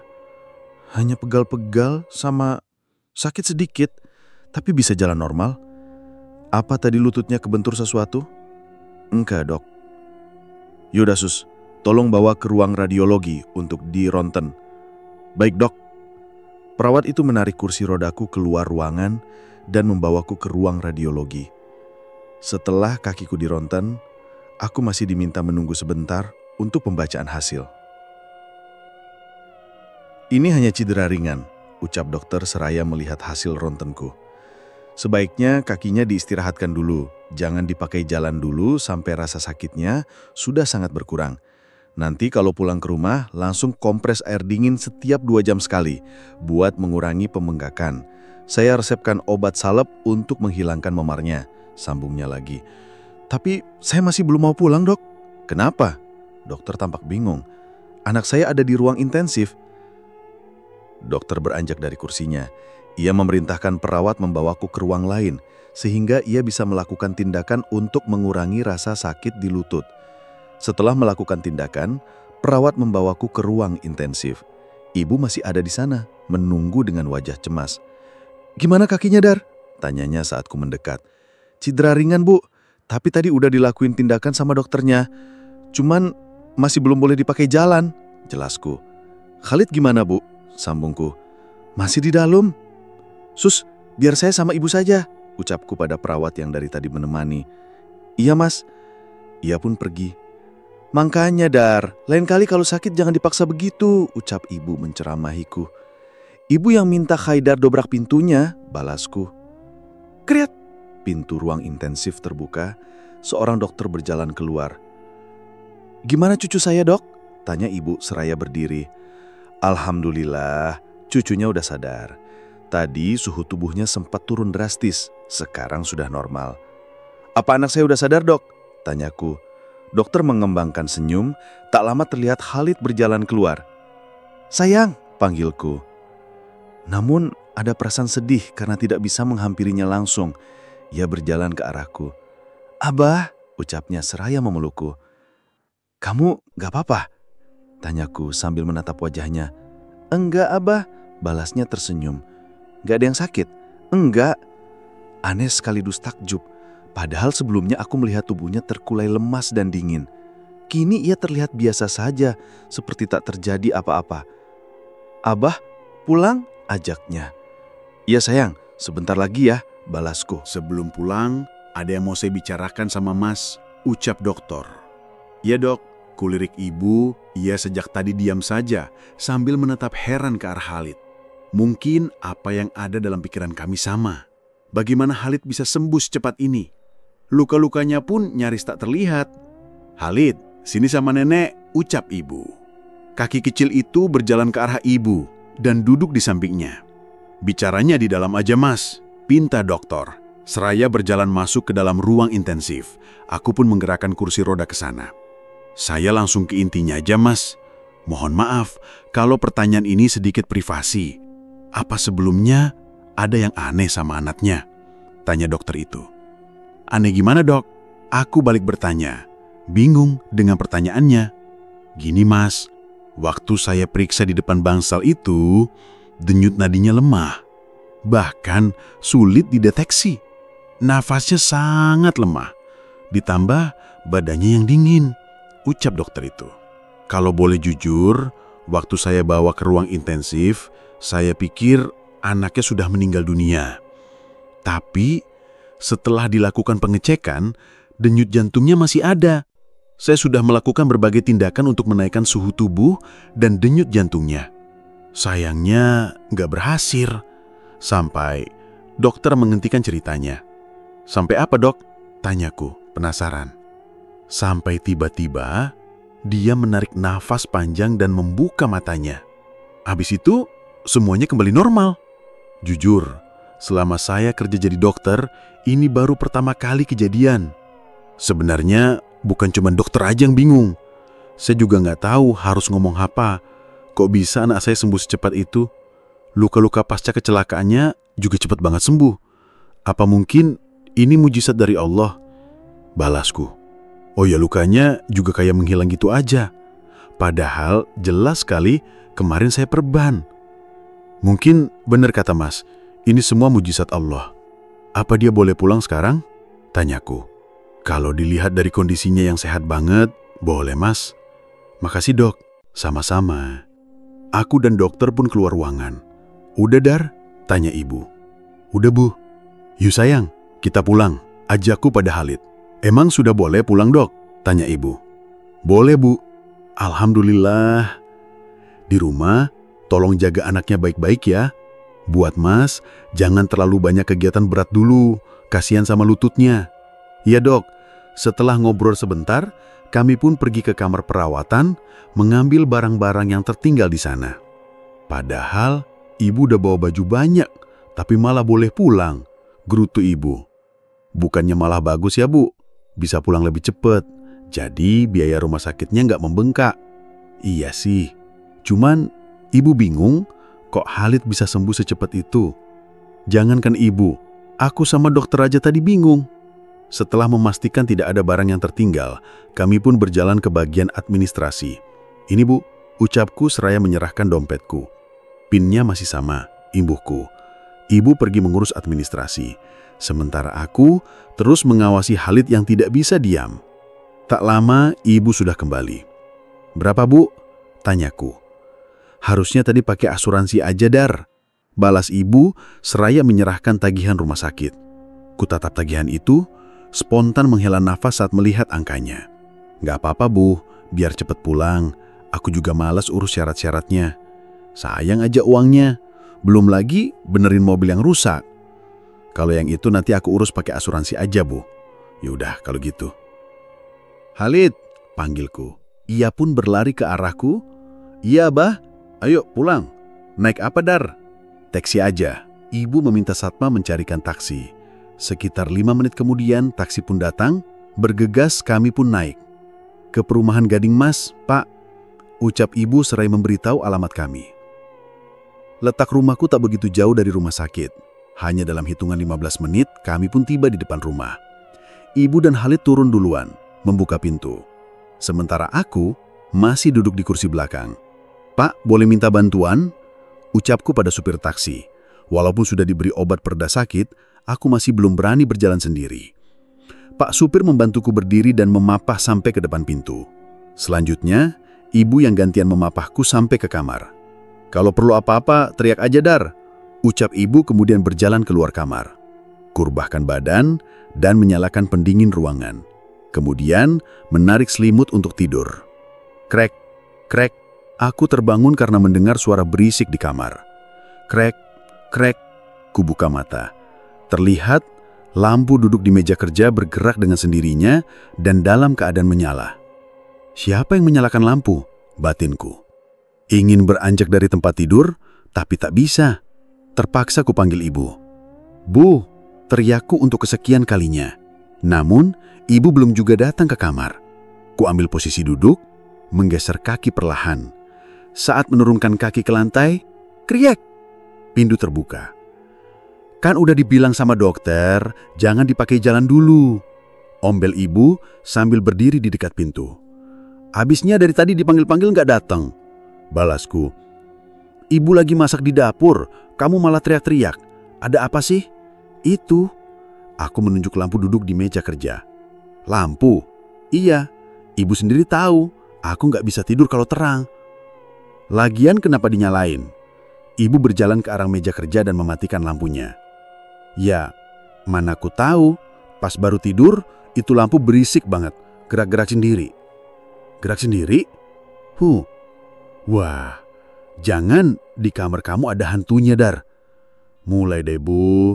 Udah tahu anaknya lagi susah jalan, pakai ditakut-takutin pula. Ibu malah tertawa. Ya udah, kamu mau tidur lagi? Enggak, kan tadi katanya ibu lagi masak. Aku jadi lapar nih, balasku manja. Tunggu sebentar, nanti dibawain. Ibu pergi keluar kamar, sementara aku kembali berbaring di atas tempat tidur. Menutup mata, krek, krek. Bunyi itu kembali terdengar, spontanku membuka mata, melihat lampu duduk di meja kerja kembali bergerak. Dengan lampu yang kembali menyala, astagfirullah, ucapku pelan. Jangan-jangan yang dibilang ibu benar, kalau di kamarku ada hantunya. Sejak kapan? Padahal selama ini tidak pernah ada gangguan. Bu, teriakku. Kriet. Ada apa lagi, Dar? Tanya ibu seraya membuka pintu. Itu, aku kembali menunjuk lampu duduk. Nyala sendiri lagi, tanyanya. Iya, benar, berarti di kamar kamu ada hantunya. Jangan gitu, Bu, protesku. Ibu ke dapur dulu. Khalid mana, Bu? Dia lagi tidur. Oh, tek, ibu menyalakan lampu kamar. Biar terang sekalian, dijamin gak ada yang iseng lagi, ucap ibu, kemudian berjalan keluar tanpa menutup pintu. Tak lama ia kembali dengan membawa nampan berisi makanan. Makan dulu, Dar.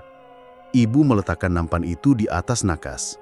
Suapin, Bu, balasku manja. Kamu tuh bukan anak kecil, malu dong sama Khalid. Kali-kali, Bu. Dah, makan aja sendiri. Ibu pergi keluar kamar. Kupindahkan nampan ke atas tempat tidur, lalu mulai makan. Setelah itu, kutaruh nampan di atas nakas, kembali berbaring sambil melihat ponsel. Awalnya tidak ada yang aneh, sampai dari ekor mata, terlihat nampan itu sedikit bergerak. Sontak ku menoleh ke nakas, tapi tak ada yang bergerak. Kulanjutkan menatap ponsel. Brang! Aku terperanjat sambil menatap piring dan gelas yang pecah di lantai. Perasaan tadi tidak menaruhnya terlalu pinggir. Kenapa bisa jatuh? Suara langkah kaki terdengar dari luar. Ya Allah, Dar, kenapa bisa jatuh gitu? Omel ibu seraya masuk ke dalam kamar. Piring sama gelasnya sampai pecah juga. Lanjutnya. Aku nggak tahu, Bu. Tiba-tiba aja jatuh. Gimana ceritanya tiba-tiba jatuh? Tadi aku simpen di sini. Kutunjuk nakas. Terus tiba-tiba prang, nampaknya jatuh. Jelasku. Kamu naruhnya terlalu pinggir. Enggak, Bu. Ibu cemberut. Lalu pergi keluar untuk mengambil pengki dan sapu. Lain kali hati-hati, gerutunya seraya membereskan pecahan piring dan gelas. Udah punya anak, masih aja ceroboh. Imbuhnya. Iya Bu, dalam situasi seperti ini, aku sudah tidak bisa membantah. Yah, mungkin memang aku yang ceroboh. Jangan dipikirin terus, ucap ibu. Sepertinya ia tahu yang ada di pikiranku sekarang. Lama-lama juga terbiasa. Ibu udah sering banget ngalamin hal begini. Apalagi waktu kamu masih kecil dulu, imbuhnya. Iya Bu. Ya udah, ibu mau beres-beres dulu. Kamu istirahat aja, biar cepat sembuh. Ibu berjalan ke arah pintu. Ini lampunya mau dimatiin. Biar nyala aja Bu. Aku masih sedikit trauma dengan dua kejadian aneh tadi. Saat lampu menyala pun, gangguan itu tetap terjadi. Kuraih ponsel, menghabarkan tentang kecelakaan yang kualami. Sekaligus meminta izin untuk tidak masuk kerja beberapa hari sampai kaki ini sembuh. Abah, kulihat ke arah pintu, Khalid sudah berdiri di sana. Dengan gegasku akhiri telepon, lalu memanggilnya mendekat. Abah, mainan Khalid mana? Tanyanya sembari berdiri di samping tempat tidur. Aku teringat dengan mainannya yang kusimpan di mobil. Terakhir kali terlihat berserakan di dekat mobil. Semoga aja tidak ada orang yang mengambilnya. Bagaimanapun harga mainan itu lumayan mahal. Mainannya di mobil sayang. Ayo ambil. Mobilnya lagi dibawa orang. Siapa? Teman Abah. Ambil Abah, aku mau main. Jangan sekarang sayang, Abah kamu lagi sakit. Balas ibu seraya masuk ke dalam kamar. Sungguh waktu yang sangat tepat. Cuman ibu yang bisa menghadapi sikap keras kepala Khalid. Abah, sakit apa nenek? Kakinya lagi sakit, jadi nggak bisa jalan. Spontanku melotot ke ibu, tapi ia malah membalasku dengan senyuman. Mana yang sakit Abah? Khalid naik ke atas tempat tidur. Yang ini, kubuka selimut, lalu menunjuk lutut kanan yang masih diplester. Khalid mengusap-usap lututku. Lambat laun, sentuhannya terasa hangat. Kutatap wajah lugunya. Sayang, sini duduk di samping Abah. Khalid bergerak ke sampingku. Kuusap rambutnya, lalu mencium keningnya. Sayang, tadi pagi main sama siapa? Dar, sahut ibu. Sepertinya ia tidak setuju. Aku menanyakan hal ini. Aku penasaran Bu, ibu juga kan? Sama teman. Siapa? Ada banyak Abah. Terus main kemana? Ke taman bunga. Taman bunga? Rasanya tidak ada taman bunga di sana. Kamu di sana ngapain aja? Tanyaku penasaran. Lari-larian. Apa temannya ikut ke sini? Tanya ibu. Enggak nenek. Aku bisa bernapas lega. Ternyata kejadian aneh di kamar bukan ulah mereka. Sayang, di sini ada om atau tante serem gak? Khalid menggelengkan kepala. Spontanku melirik ke arah ibu sambil berpikir. Kalau tidak ada makhluk halus di kamar, lalu kejadian tadi itu ulah siapa? Sayup-sayup terdengar azan berkumandang. Udah maghrib, ucap ibu. Ayo mandi dulu Khalid. Khalid turun dari tempat tidur lalu berlari ke arah ibu. Sholatnya tayamum aja Dar, ucap ibu. Iya Bu. Ibu dan Khalid berjalan keluar kamar, sementara aku mulai mengambil posisi untuk tayamum. Semoga dengan sholat, energi di kamar ini menjadi lebih positif dan tidak ada gangguan. Bu, teriakku. Apa? Sahutnya. Arah suaranya seperti dari ruang tengah. Tak lama ibu muncul di pintu. Ada apa? Badan lengket Bu, pengen mandi. Ya tinggal mandi aja, apa susahnya? Aku menunjuk kaki. Lupa, mau mandi pakai air panas. Melepuh Bu, protesku. Air anget maksudnya. Boleh. Tunggu ibu panasin airnya dulu. Kan tinggal ke kamar mandi, nyalain pemanas air Bu. Ibu lupa. Di rumah kamu kamar mandinya ada begituan. Khalid mana Bu? Ada di ruang tengah lagi nonton TV. Oh, tek. Ibu menyalakan lampu kamar. Biar terang sekalian, dijamin gak ada yang iseng lagi. Ucap ibu, kemudian berjalan keluar tanpa menutup pintu. Setelah selesai, ibu membawakanku makan malam. Kali ini aku langsung menaruh nampan di atas tempat tidur. Tak mau kejadian tadi terulang. Bu, malam ini aku boleh tidur di kamar Khalid gak? Tanyaku saat ibu datang untuk mengambil nampan. Ngapain? Enggak sih. Atau minta Khalid tidur di sini aja? Kalau kamu takut, mereka semakin suka ngesengin kamu. Ucap ibu seraya keluar kamar. Malam ini terpaksa aku tidur dengan lampu menyala. Sulit memang, namun lambat laun mata ini menutup dengan sendirinya. Haidar! Haidar! Sayup-sayup terdengar suara wanita memanggilku. Saat membuka mata, aku sudah berbaring di tumpukan dedaunan kering. Kuambil posisi duduk, seraya mengedarkan pandangan. Tempat apa ini? Tanjaku dalam hati saat melihat deretan pepohonan besar dengan daun berwarna merah. Aku di mana? Haidar? Suara wanita itu kembali terdengar. Aku menoleh ke arah sumber suara itu. Sebuah jalan besar di antara pepohonan berwarna merah. Haidar, ku coba bangkit, tak merasakan rasa sakit di lutut. Kemudian berjalan menyusuri jalan besar itu. Langkahku terhenti saat dihadapkan dengan sebuah gapura tak bernama. Kayunya sudah usang, besi penyangganya pun berkarat. Haidar, suara wanita itu terdengar semakin dekat. Aku pun lanjut berjalan melewati gapura. Mulai terlihat deretan rumah rusak, bahkan nyaris roboh. Seperti ditinggalkan oleh penghuninya. Serak! Kuhentikan langkah saat mendengar ada bunyi gesekan di belakang. Perlahan ku menengok, tak ada siapa-siapa. Kemudian lanjut berjalan. Sebuah pohon besar berdaun hitam berdiri kokoh di depan sebuah rumah. Saat langkahku mendekat, daun-daun itu berterbangan, seraya menimbulkan suara bising. Aku baru sadar ternyata itu bukan daun, melainkan kelelawar. Haidar! Panggil suara itu yang terdengar sangat dekat. Aku menoleh ke arah teras rumah tempat pohon tadi. Terlihat seorang wanita sedang duduk di sana.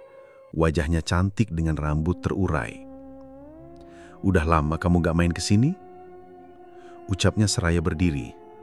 Entah mengapa aku seperti tersihir melihat kecantikannya. Ia berjalan menghampiriku. Hanya dalam sekejap, kami sudah saling berhadapan. Ayo masuk. Ia menarik tanganku. Tak sanggup melawan, terus mengikuti kemauannya. Kita ngobrol kayak dulu, waktu kamu kecil. Imbuhnya terus menarik tanganku hingga mendekati teras. Kriat, pintu depan terbuka dengan sendirinya. Terlihat sebuah ruangan yang cukup gelap di baliknya. Ayo, masuk. Ia kembali menarik tanganku, tapi kali ini aku sanggup menolaknya. Ayo, genggamannya semakin keras, tapi aku tetap bergeming. Ayo, enggak, aku berontak. Seketika itu ia menoleh padaku dengan tatapan yang berbeda. Kali ini lebih menakutkan. Wajahnya pucat dan matanya merah. Ku coba melepaskan genggamannya tapi tak bisa. Ikut dengan saya, atau anak itu sebagai gantinya, ancamnya. Ku hempaskan tangannya sekuat tenaga. Terlepas, kemudian berlari menjauh. Mau kemana? Ia mengejarku. Aku berlari semakin cepat. Brug! Aku terjatuh tepat di depan gapura. Hahaha. Suara tawanya terdengar kencang. Kamu tidak bisa lari. Aku pun berusaha berdiri, namun tiba-tiba sebuah dorongan keras terasa di punggung hingga membuat tubuhku tersungkur. Auh! Teriakku kesakitan. Dalam posisi duduk di tanah, aku menoleh ke belakang. Kini, wanita itu sudah berubah menjadi wujud yang sebenarnya. Wujud yang pernah kulihat sebelumnya saat kecelakaan mobil. Rahmi, gumamku.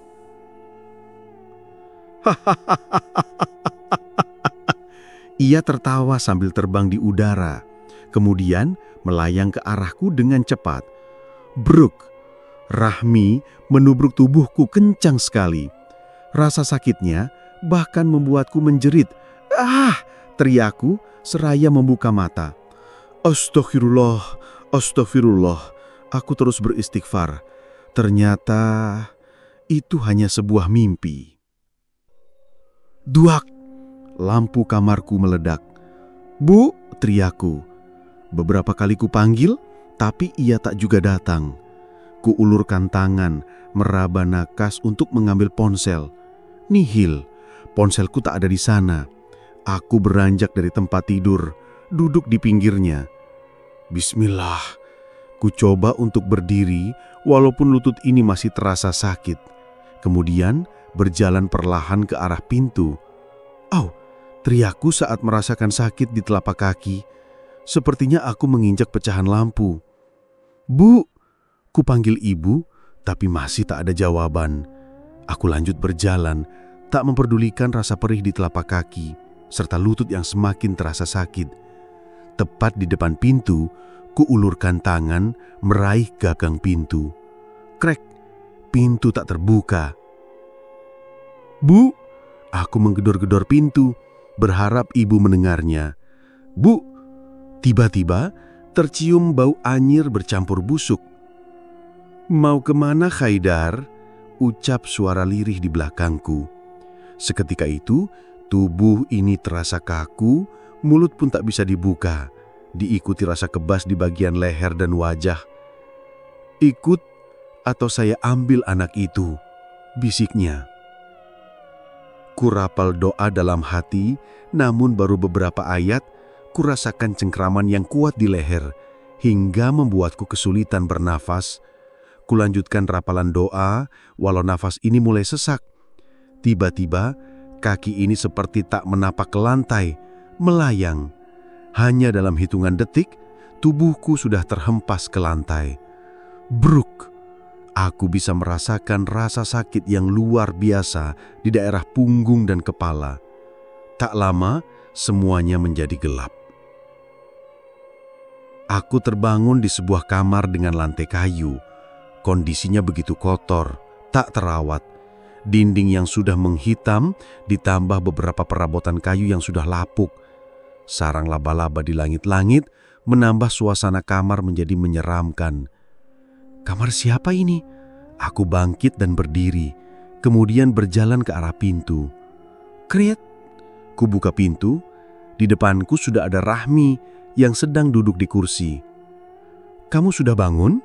tanyanya. Walau wajahnya sedang tidak terlihat menyeramkan, aku tetap menjaga jarak darinya.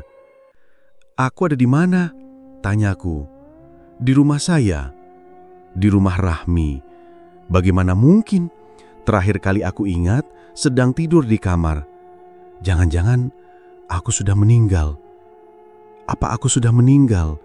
tanyaku pada Rahmi yang sedari tadi duduk dengan santainya. "Bisa dibilang begitu." "Apa kamu yang membunuhku?" "Bisa dibilang begitu." Seketika itu, aku terduduk di lantai. Tangisku pecah memikirkan Khalid dan ibu. "Tidak perlu memikirkan anak itu," ucap Rahmi. Kutatap wajahnya dengan sorot mata marah.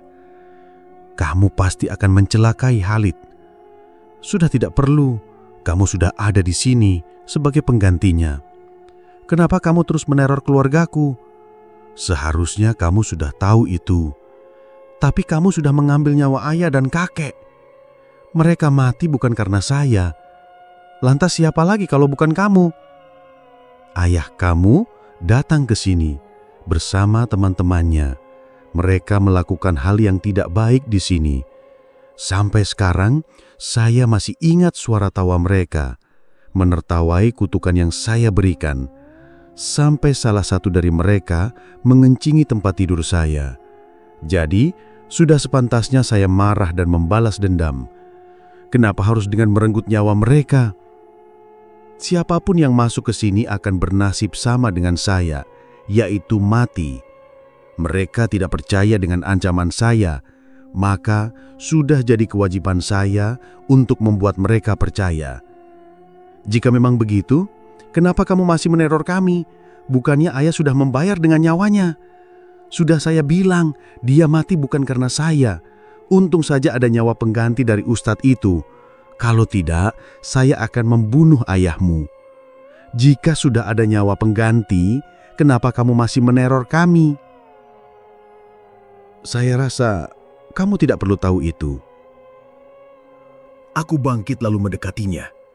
Saat akan memukulnya, tiba-tiba tubuhku terpental jauh hingga membentur tembok. "Ini rumah saya. Kamu tidak akan bisa apa-apa," ucap Rahmi. Ku coba berdiri dan kembali mendekatinya. Melakukan hal yang sama, tapi lagi-lagi tubuhku terpental. Rahmi pun tertawa puas. "Sebaiknya kamu harus terbiasa tinggal di sini." "Tidak!" Aku berlari ke arah pintu depan. Namun pintunya tidak bisa dibuka. Kemudian berlari ke jendela. Tapi jendelanya menghilang begitu saja. "Lepaskan saya!" Bruk! Pintu tiba-tiba terbuka lebar. Hembusan angin kencang pun masuk ke dalam ruangan. Melihat hal itu, Rahmi berdiri dan menatap tajam. Hanya dalam kedipan mata, ia sudah berubah menjadi sosok menyeramkan. "Mau apa kau kemari?" teriaknya. Tak lama, terlihat seorang kakek masuk ke dalam rumah. Ya, kakek yang sama dengan yang menolongku dulu. "Lepaskan cucu saya," gertaknya. "Dia sudah jadi milik saya. Sebaiknya kamu tidak perlu ikut campur. Apa kamu masih belum lupa dengan ini?" Tiba-tiba di tangan kakek itu sudah muncul cambuk bercahaya. Hal itu membuat Rahmi tampak ketakutan. Rahmi terbang ke arahku dengan cepat, hendak menarik tubuhku, namun kakek itu berhasil mencegahnya dengan ayunan cambuk yang keras. "Ah!" Rahmi menjerit kesakitan. Kakek itu mengulurkan tangannya padaku. Aku diminta untuk berdiri di belakangnya. Sementara itu Rahmi terus menatap kami dengan mata yang merah menyala. "Jika kamu membawanya pergi, maka saya tidak bisa menjamin keselamatan anak itu," ancamnya. "Kalau sampai kamu sentuh anak itu, maka kamu harus berhadapan denganku," balas kakek sembari menarik tanganku keluar dari rumah Rahmi. Hanya dalam hitungan detik aku sudah berpindah tempat di rumah sakit. Di hadapan sudah ada tubuhku yang terbaring di atas brangkar. "Sebaiknya kamu pulang, mereka sudah rindu." Sebuah cahaya menyilaukan terlihat memenuhi ruangan. Tak lama, aku membuka mata dalam kondisi berbaring di atas brangkar. Kuedarkan pandangan, ada ibu sedang duduk di sofa. "Bu," panggilku pelan. "Haidar!" Ia bangkit dari duduknya, kemudian berjalan mendekat. "Mana Khalid, Bu?" "Khalid ada di rumah." "Sendirian?" "Enggak, ada Mbak Tuti yang nemenin." Au, aku mencoba bangkit tapi kepala dan punggung ini terasa sakit sekali. "Kamu tuh jangan bandel, Dar. Kalau dokter nyuruh istirahat total ya istirahat total. Jangan kebanyakan gerak. Hasil jadi begini." "Bu, sekarang bukan waktunya bahas kenapa aku bisa begini. Tolong telepon Mbak Tuti sekarang." "Ada apa sih, Dar?" "Pokoknya tolong telepon sekarang, Bu." Ibu mengambil ponsel di dalam tas. Kemudian menelpon Mbak Tuti yang ada di rumah. "Nggak diangkat," ucapnya. "Dek, aku khawatir terjadi sesuatu dengan Khalid." "Coba telepon lagi." Iya. Ibu kembali menelpon Mbak Tuti. "Diangkat," ucapnya pelan. "Halo Mbak, apa Khalid ada di dekat Mbak?" "Loudspeaker, Bu," pintaku. "Nggak ada, Bu," balas Mbak Tuti dari balik telepon. "Kemana ya Mbak?" "Khalid lagi tidur di kamarnya, soalnya saya lagi beres-beres ruang tengah." "Oh, ya udah, lanjut aja Mbak beres-beresnya." Ibu menutup telepon. "Tuh kan, Khalid ada di rumah, Dar. Kamu baru bangun dari koma, kenapa langsung nanya Khalid sih?" "Di koma?" "Iya, udah hampir seminggu kamu koma." "Perasaan aku baru tidur sebentar saja. Apa kejadian di rumah Rahmi itu hanya sebuah mimpi? Namun, kenapa begitu nyata?" Entah kenapa, kini perasaanku tak tenang setelah mendengar ucapan terakhirnya. Dokter masuk ke dalam kamar. Ketemu lagi. Sekarang gantian, Mas yang berbaring di brangkar," ucap dokter yang dulu menangani Khalid. Aku berusaha tersenyum mendengar candaannya. "Dok, apa saya boleh pulang?" tanyaku. "Pulang gimana? Mas aja baru sadar setelah seminggu koma." "Maaf dok, anak saya emang begitu. Kayaknya efek kepalanya kebentur," ledek ibu. "Lagian ngapain buru-buru pulang?" "Aku cuma pengen ketemu Khalid, Bu. Nanti ibu minta Mbak Tuti bawa Khalid ke sini. Pokok kamu harus sehat dulu, baru boleh pulang." Dokter memeriksa tubuhku, mengecek apakah semuanya baik-baik saja. "Mas beruntung banget. Kalau tidak cepat-cepat dibawa ke rumah sakit, mungkin bisa fatal akibatnya," ucapnya. "Iya, untung ibu bangun tengah malam, terus ngelihat kamu udah tergeletak di lantai kamar dan ngeluarin banyak darah. Gimana ceritanya lampu kamar kamu bisa pecah begitu?" "Nggak tahu, Bu. Tiba-tiba aja pecah," balasku. "Kenapa nggak manggil ibu?" "Aku udah manggil, tapi ibu nggak bangun-bangun. Ibu nggak dengar kamu manggil." "Mungkin tidurnya udah terlalu nyenyak, Bu." Dokter memegang lututku. "Sakit?" tanyanya. "Enggak, Dok." Kemudian ia menekuk lakiku perlahan. "Sakit?" "Enggak." "Coba gerakin tangannya." Aku pun menggerak-gerakkan tangan dan jari. Sekarang nengok ke kanan dan kiri. "Masih ada yang sakit di belakang leher, Dok. Coba menghadap ke kanan." Sakit di punggung langsung terasa. "Sakit, Dok." Mungkin butuh beberapa hari atau seminggu sampai bagian punggungnya benar-benar bisa sembuh total. Tuh, dengar, jangan pengen pulang mulu, kayak anak kecil, omel ibu. Iya, Bu. Sementara istirahat total dulu di sini, Mas. Jangan lama-lama, Dok. Takut saya nggak bisa bayar nanti. Ibu udah ubis asuransinya, Dar? Oh, aman berarti. Dokter pun senyum, kemudian pamit keluar kamar. Bu, telepon Mbak Tuti lagi dong, Bu. Tadi kan udah nelpon, sautnya seraya duduk di sofa. Aku pengen dengar suara Khalid. Ayo dong, Bu. Ya Allah, kamu tuh dari tadi kenapa sih? Kayaknya ada sesuatu yang disembunyiin. Aku menceritakan semua, mulai dari mimpi tentang pohon berdaun merah hingga kejadian di rumah Rahmi. Jadi dia datang ke rumah. Ibu tampak terkejut mendengar ceritaku. Iya, Bu, bahaya kalau begitu. Dengan gegas ibu menelpon Mbak Tuti, kemudian memintanya untuk membawa Khalid ke sini. Kini rumah sudah bukan tempat yang aman lagi. Kering, telepon ibu berbunyi. Mbak Tuti, ucap ibu seraya mengangkat teleponnya. Kenapa, Mbak? Tanyanya. Apa? Khalid kekunci di kamar, ucap ibu dengan suara tinggi. Khalid kenapa, Bu? Tanyaku mulai panik, takut terjadi sesuatu dengannya. Katanya kekunci di kamar, gak bisa keluar. Padahal Mbak Tuti gak ngunci kamar. Bilang ke Mbak Tuti, kunci cadangannya ada di laci ruang tengah. Dalam sekejap suasana menjadi menegangkan. Aku khawatir ancaman Rahmi benar-benar terjadi. Kering, ponsel ibu kembali berbunyi. Ada, Mbak? Tanyanya saat mengangkat telepon. Cukup lama kuperhatikan ibu berdiri dengan wajah tegang. Entah apa yang ia dengar dari balik telepon. Khalid gimana, Bu? Tanyaku. Ibu harus pulang dulu, Dar. Ibu belum jawab. Khalid gimana? Kini aku bertanya dengan suara meninggi. Khalid masih kekunci di dalam kamar. Balasnya seraya berjalan keluar kamar. Ibu pulang dulu, nanti balik lagi. Ingin rasanya aku bangkit, tapi tidak bisa. Sekarang hanya bisa pasrah sambil berharap Khalid baik-baik saja. Lama sekali aku tersiksa dengan perasaan tak menentu ini. Ibu dari tadi belum datang juga, membuat kekhawatiranku semakin bertambah. Apa yang terjadi di rumah? Kriuk, pintu kamar terbuka. Ada harapan itu adalah ibu dan Khalid. Namun harapanku pupus saat melihat seorang wanita berseragam serba putih masuk ke dalam. Ternyata perawat yang membawa makanan. Entah apa yang diberikan perawat itu hingga membuat mataku terasa begitu berat. Aku berusaha bertahan tetap sadar, tapi semakin lama rasa kantuk semakin menjadi-jadi. Hingga tak terasa aku pun tertidur. Abah, Abah, terdengar suara Khalid memanggilku. Kubuka mata, kamar sudah penuh dengan asap putih. Terlihat ada seberkas cahaya dari arah pintu. Abah, ia kembali memanggilku. Khalid, aku mencoba beranjak dari berhamkar, tapi tidak bisa. Tubuh ini terikat. Sejak kapan mereka mengikat kaki dan tanganku? Suster, dokter, Abah. Suara Khalid kembali terdengar. Abah, semakin lama semakin menjauh. Khalid, aku berteriak kencang. Bruk, terdengar suara pintu dibanting keras. Sontak membuatku terbangun dari tidur dengan jantung berdegup kencang. Dar, ucap ibu yang sudah ada di hadapanku. Kamu gak apa-apa? Tadi tidur sambil teriak. Kuedarkan pandangan mengamati ruangan. Khalid mana, Bu? Khalid ada di rumah sama Mbak Tuti. Aku mau video call sama dia, Bu. Sekarang udah jam 9 malam, Dar. Khalid udah tidur. Pokoknya sekarang, Bu. Ibu mengambil ponsel, kemudian menelpon. Loudspeaker, Bu. Telepon tersambung. Assalamualaikum, Mbak, sapa ibu. Mbak Tuti pun membalas sapaannya.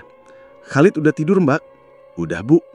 Aku meminta ibu mendekat karena ingin berbicara langsung dengan Mbak Tuti. Udah tidur, Dar, ucap ibu seraya mendekatkan ponsel kepadaku. Mbak, bisa video call sekarang. Saya mau lihat Khalid. Den, handphonenya nggak bisa buat video call, balas Mbak Tuti. Tuh kan, ucap ibu pelan, kemudian berbicara dengan Mbak Tuti lalu menutup teleponnya. Besok ibu bawa Khalid ke sini, ucapnya seraya duduk di sofa. Janji ya, Bu? Iya. Udah malam, sebaiknya kamu istirahat. Iya, Bu. Kutenangkan diri seraya memejamkan mata. Abah, Abah, terdengar suara Khalid memanggilku. Kubuka mata, ternyata ada di dalam kamarku. Kriuk, pintu kamar terbuka dengan sendirinya. Terlihat ada bayangin hitam melintas dengan cepat. Abah, Suara Khalid memanggilku. Sontakku beranjak dari tempat tidur, kemudian berjalan keluar. "Khalid!" panggilku, seraya melewati lorong ke arah kamarnya. "Khalid!" Ku percepat langkah menuju kamarnya. Krek, pintu kamarnya terkunci. Ku panggil Khalid sambil mengetuk pintu, tapi tidak dijawaban. Terdengar suara melengking dari dalam. Suara wanita. Jangan-jangan itu Rahmi. Spontan ku dobrak pintu dengan sekuat tenaga. Bruk! Pintu terbuka. Kini aku bisa lihat Khalid sedang berdiri di dekat tempat tidurnya. Tepat di belakangnya ada Rahmi yang sedang memegang tubuh dan menutup mulut Khalid.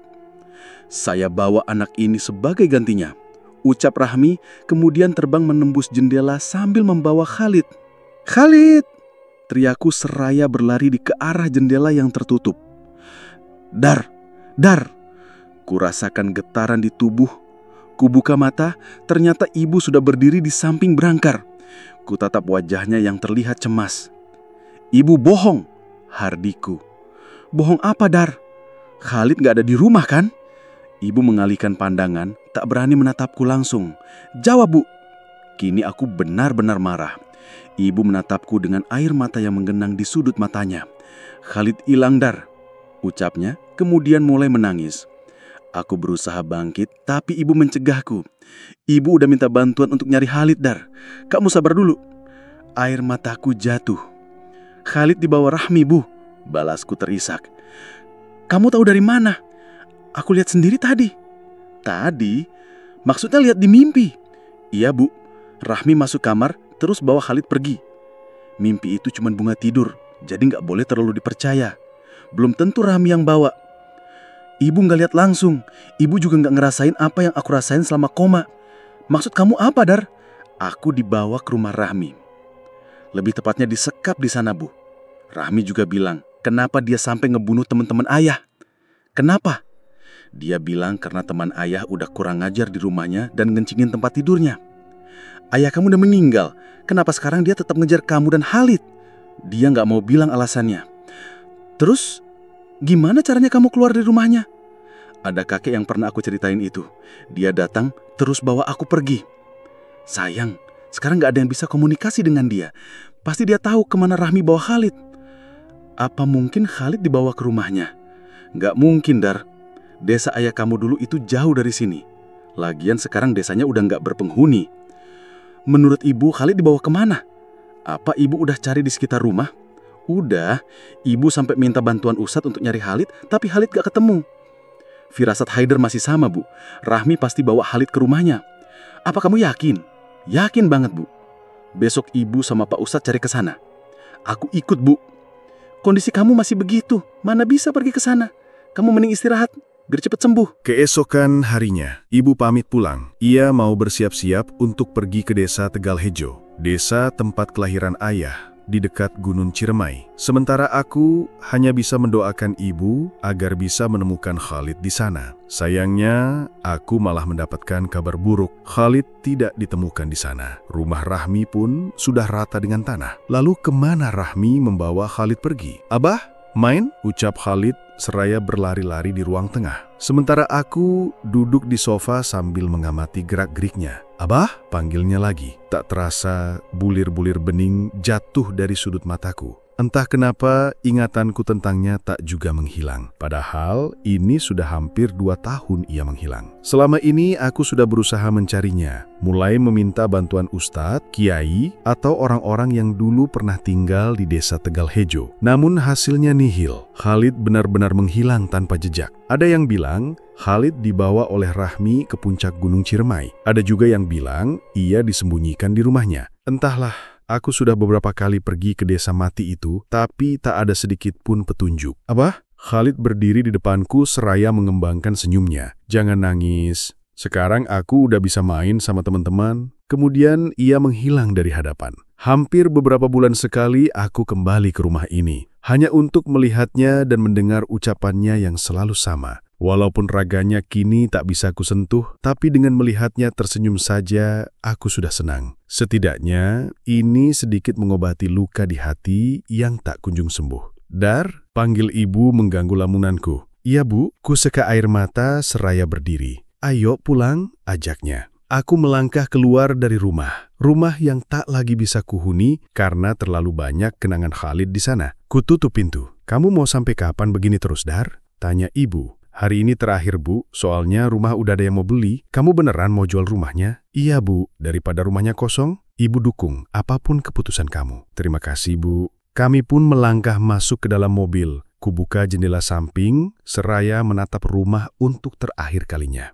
Abah? Kulihat Khalid berdiri di teras, melambaikan tangan ke arahku. Mungkin itu ucapan perpisahan darinya. Itulah akhir dari cerita yang berjudul Kutukan Gadis Kembang Desa. Terima kasih untuk kalian semua yang sudah mampir di channel ini. Wassalamualaikum warahmatullahi wabarakatuh.